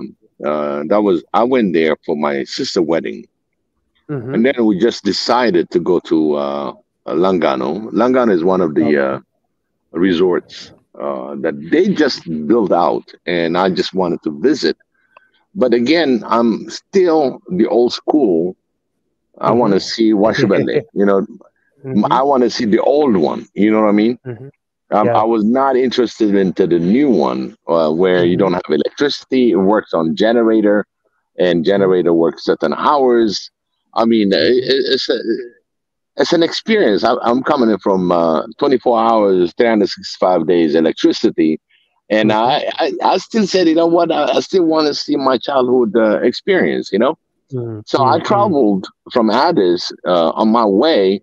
Of course, those cars are antiques. It was what was that? The 480 Mercedes. And I mean, this thing's supposed to be in the museum. And here we are It said it's just another base transportation. You know what I mean? And unfortunately, it broke down in the middle of nowhere. You know, and I had about 4 or 5 ladies, and then I had another. We were packed in the all time. You know, whatever transportation gets you, we packed up. And we had one from Croatia. He's half Croatian and half Ethiopian. Okay. And on our way, once he broke down, we sent out the driver to get help. So we are right here in RC, and they told us, oh, you got a lot of bandits in there, Shifta, and all that. And, you know, as you know, there's a mob of Oromo people coming in, okay? And for us, you know, from the West, what we learned, you know, there's Shifta, there's, you know, bandits, you know, and as the crowd gets really crowded, everybody got scared. And I said, you know what? Don't be scared, you know. They're human and they're not doing anything. They're curious if they can help us. And of course, they question, you know, if you're going to get this and that, you know. We said, yeah, you know, we got somebody that's going to get a mechanic to help us on this journey. Then I looked at on my right side, half of the field is green corn. It was a cornfield. And I'm like, oh, wait a minute. I thought I left this cornfield. But of course, you know, it's a cornfield. Half of it is green. Half of it is just dying, it's getting brownish. And I just took that topic and I asked one of them, they were like a mob, believe it or not, at least it started with 2, 3. It ended up like 30 of them. Okay. Some of them came in on horses. Okay. I said, well, oh my God, you know, we're done. We're cooked. But my mind was like, I was not scared, but everybody was scared. I said, just be quiet, you know, just let me say something to them and then see what they have to say. And then we are Francophone, by the way. We speak French. So we are speaking in French. So automatically they're looking at us, they're black, but in fact that I'm speaking to them back in Amarinya. And of course it's hard for them to understand too. The language is different for them because they're not Amarinya speaking, you know. Some of them are, you know, it's a mix. So when I went there and I asked them, I said, how come this field is green and that one is not? And they said, well, you know, the pump broke down and they were expecting a technician to come from Germany to fix the pump. I said, what do you mean? You guys, you know, fixing the pump if you don't have the part, I understand. But he didn't even troubleshoot it or anything else. And the guy said, one of the guys on the horse, he said, you know, we've been given this, and who are you to ask, you know, what, you know, it seems like I hit certain points, but he didn't like it. It's just right there. He speak Amarinya, and he understood what I was talking about. And you can see certain conflict that happens in between of just not knowing where you are from, you know, they're not comfortable. But again, you know, I just went back to my question. I said, the only thing I'm asking you, what this? And he said, well, they're waiting for a technician. This is the first challenge. It just happened that I'm there. And I gave him a challenge. I said, you know what? I can ride your horse there with nothing on it. He looked, now I give him a challenge. And now he's going to, you know, I just want to say, you know, you're the strongest guy in here questioning, so I might as well challenge him. So I said, I'll give you, he said, I told him, I'll give you 5 birr, okay, to ride your horse, okay? But if I can ride this horse and without nothing on it, then if I fail, it's my fault, I'll give you $5. So he was like, no, you cannot ride it, you're going to break your neck. I said, don't worry about it. But in return, I told them, you're going to take me where the pump is at. And I want to see it for myself if it needs a technician from Germany So that means they making them dependent on Germany to come over and over to service a donation. It was donated to that nation and then they're still in and out. So God knows what's behind German, but I took that challenge. I got everything out from the horse. It was jet naked. I just asked a guy to give me it has a little rope, and I said, give me that rope. I tied in my own horse, and I started riding that horse like crazy, man. They were so impressed. They looked at me. They said, "Oh, you're a guy that was riding for Haile Selassie." And I said, I surely did. I am the one. That's when I got my respect. And they took me there. You know what happened to it? They didn't pour enough water. It got clogged. Oh my God. With mud. And then it's all clear. There's a red button to stop it, and there's a green button to reset it. Clear. So I told them, okay, you guys need to dig from this point to that point in order to clear the depth. And you always have to maintain this depth, right? And everybody looked at me. I was talking about a crazy thing. And I said, just do it because I won. Because I rode that horse. I showed you I can do that. So they dug up. Now we opened the channel for the water. I cleaned the valves and everything else. Just with the hand. I don't have any tools. Clear it out. And I pressed the reset button. Bang! The water stops flowing. What I'm giving you is anything that can commonly do is a magic. And they just looked at me like the hero. I mean, it's just the whole thing changed. They even said they're gonna tow the car all the way to Langano. And they'll bring all the horses. Talking about horsepower, you know. That's how the whole thing changed. In people that came in the car, they came in from different part of the Western world. Some of them were from Germany, and the Croatian guy, the minute he was there with me to clean, okay, I'll tell you the funny story. He was cleaning with me, and they asked, "Are you Ethiopian?" You know, because it was very light skinned. He said, "I'm Ethiopian." He started talking Amarinya, and they're like, "Oh my God!" And one girl came. She said, "I want to marry him." I mean, flat out. She said, "I want to marry him." I said, "Why don't you marry me?" You know. And at that time, even though I was not single, but I said, "Why not me?" She told me, "You know what? He's white, and he can afford my lifestyle." You understand? Already seeing a discrimination within our own people. You understand? I said, if I need to marry you, what do I need? She told me I got to come up with 12 lambs, a dozen chicken, okay?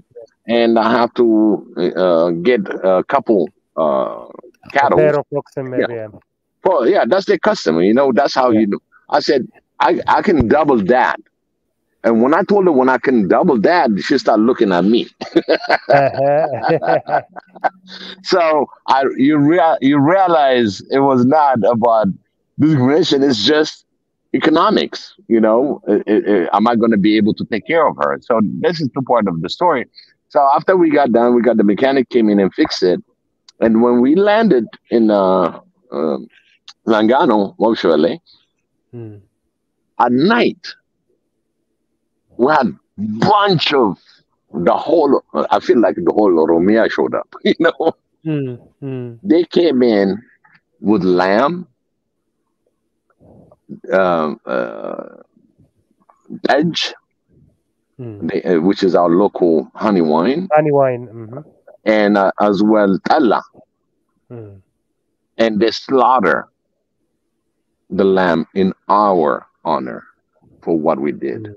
And I met the head of that project from Germany in Wabshabale waiting for the technician.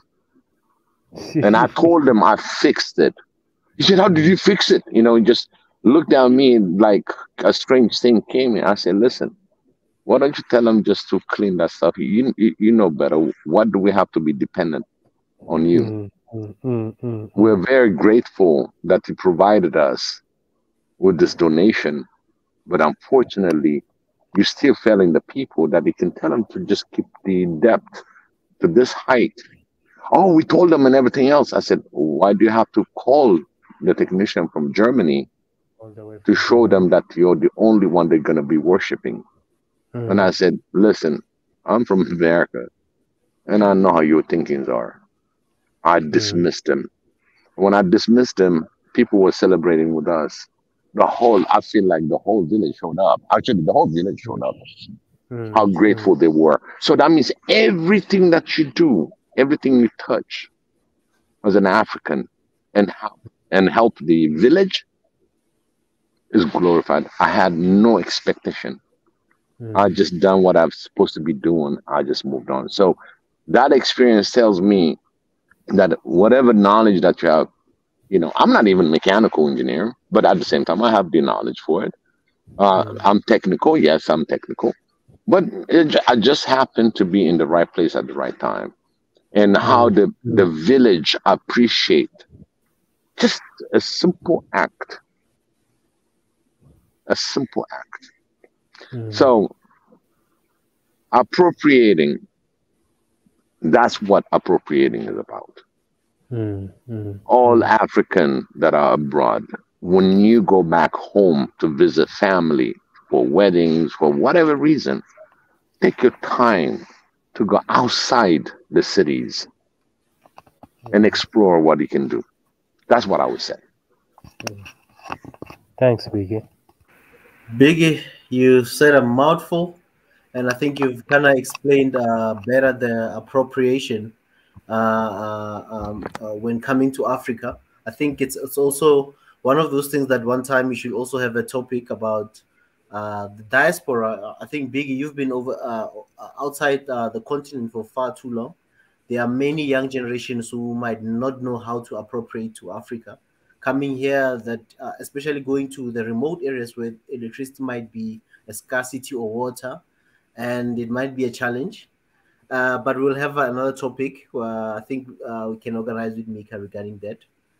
And now, in closing, can we please pray? I got one more thing. To all African, anybody that's on this platform that lives abroad. I traveled the world. Okay. I went different places. I lived in Paris. I lived in France, and totally. I mean, I did a lot of the French side of it. I know what they stand. I went to Spain, which is another different, really mindset. And nothing. I felt like I'm home, or you know, I had a curiosity to see how people are, how they see the U.S., but I never saw it from the African side of it. But the fact that I'm black states who I am. I'm very proud of it. And I've been welcomed because I asked key questions and I got the answers. But there's one thing that you all need to know. If you're born in Africa, specifically if you're born in Africa, and if you have any kind of chronic disease or anything that's hurting you that you're not feeling it anymore, I recommend, there's a lot of facts, scientifically proven fact, that you got to go back to where you were born. You got to go back, drink that water, eat that food, and your cell will start rejuvenating. And I'll send a link once I find the that information. For me personally, when every time that I went back to Ethiopia, it seems like I'm detached from this system programming, and I find my roots. And the minute I drink my water home, I rejuvenate and see the world a lot more different with the education and experience. What it does, something magical. I cannot tell you, but I feel so good. Now I'm going back to US and I'm going to do this, I'm going to do that. And guess what? I never failed. Everything that I wanted to do, it happened. So those that are abroad that did not see, specifically that did not went back or see their country for 20 years, you are overdue. You are overdue to see your birth country. And the continent provided you the essence to last for 20 years. After 20 years, there's no guarantee. That might be a fluff for anybody else, but there's nothing like going back home and visit and rejuvenate. You'll come brand new. All the blinds that have been put on you will become clear because you see where you've been, where you're at. You have a good contrast. Love you. Thank you, Pige. Always wise words. In closing, I think we can pray, and we will meet again tomorrow. Same time, same place. Oh, family, we can now pray. And to our subscribers, please, to the guys connecting, please subscribe, turn on the notification icon, and share. Okay, we can pray in closing.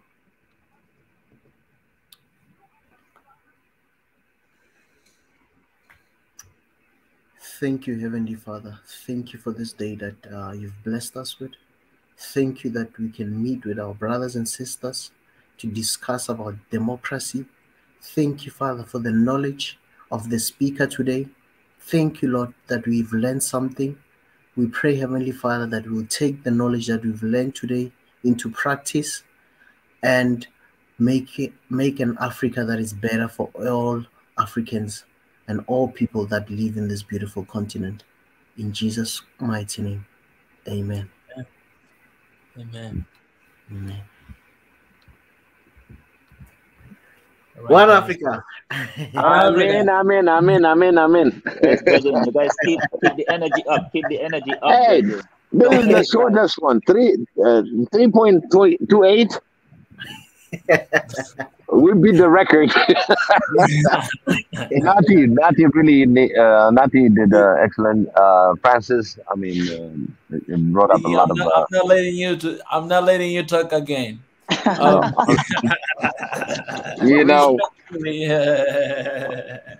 I'll try to tell you everything that I have experienced, and this platform is not enough. Like I said, 24 hours a day, 365. You have to think. We're going there. We're working on something, Biggie. We're working on something. That time will come, but we're working on something. By the time, do we still have a meeting? Because yes. I told Israel, so send it to me. Tomorrow. Yes. Thank you so much. Appreciate that. I love you, Biggie. Pastor Israel. He's not here. You're amazing, man. You're amazing. Yeah, you just got that question.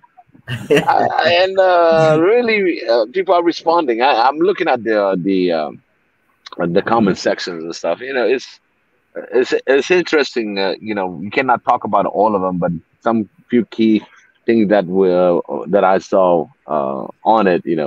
I'll be frank that yes, Africa need infrastructure.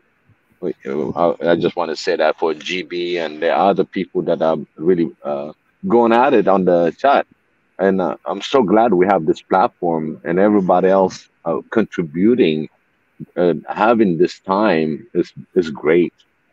We really appreciate that. Biggie, before I cut you, I know you want to say something. Can you just tell the people about the rally in DC quickly and yes, and I'm trying to put the information out, and my source actually got a call again at Nika. My source has to give me the timing because there are different rallies that's happening within this next week from Sunday all the way through the State Department and all that. So I just want to make sure that I give the right information where people want to be, because everybody cannot be there on Sunday. They might be there on Friday. So I'm pursuing that, and I'm just gonna send this. I'm pursuing it aggressively, and Gannett is gonna help me out to get that information. Today, we have a meeting down Eritrean community. This is about the no more move, and as well discussing about the whole situation in Ethiopia. So that's one thing that I didn't mention on this meeting. But there is a meeting in Washington D.C. at 6 p.m. In the Eritrean community center, and it's been out, and I'll post something that people can read about. So there's a lot of events that's going on. So forgive me. I didn't forget, and I just want to have a concrete when they're gonna be doing this, so I can be out there. Uh, Pretty much the representing. I'm gonna be the next Chala in Washington D.C. Put it that way. Okay. Thank you very I'll much. put it out. So we'll be waiting for that confirmation. Absolutely, absolutely. Okay, family. Thank you so much, family. Appreciate that. Bye See you bye. guys tomorrow. All right. Good night, everybody. Good night, everybody. All right. Bye.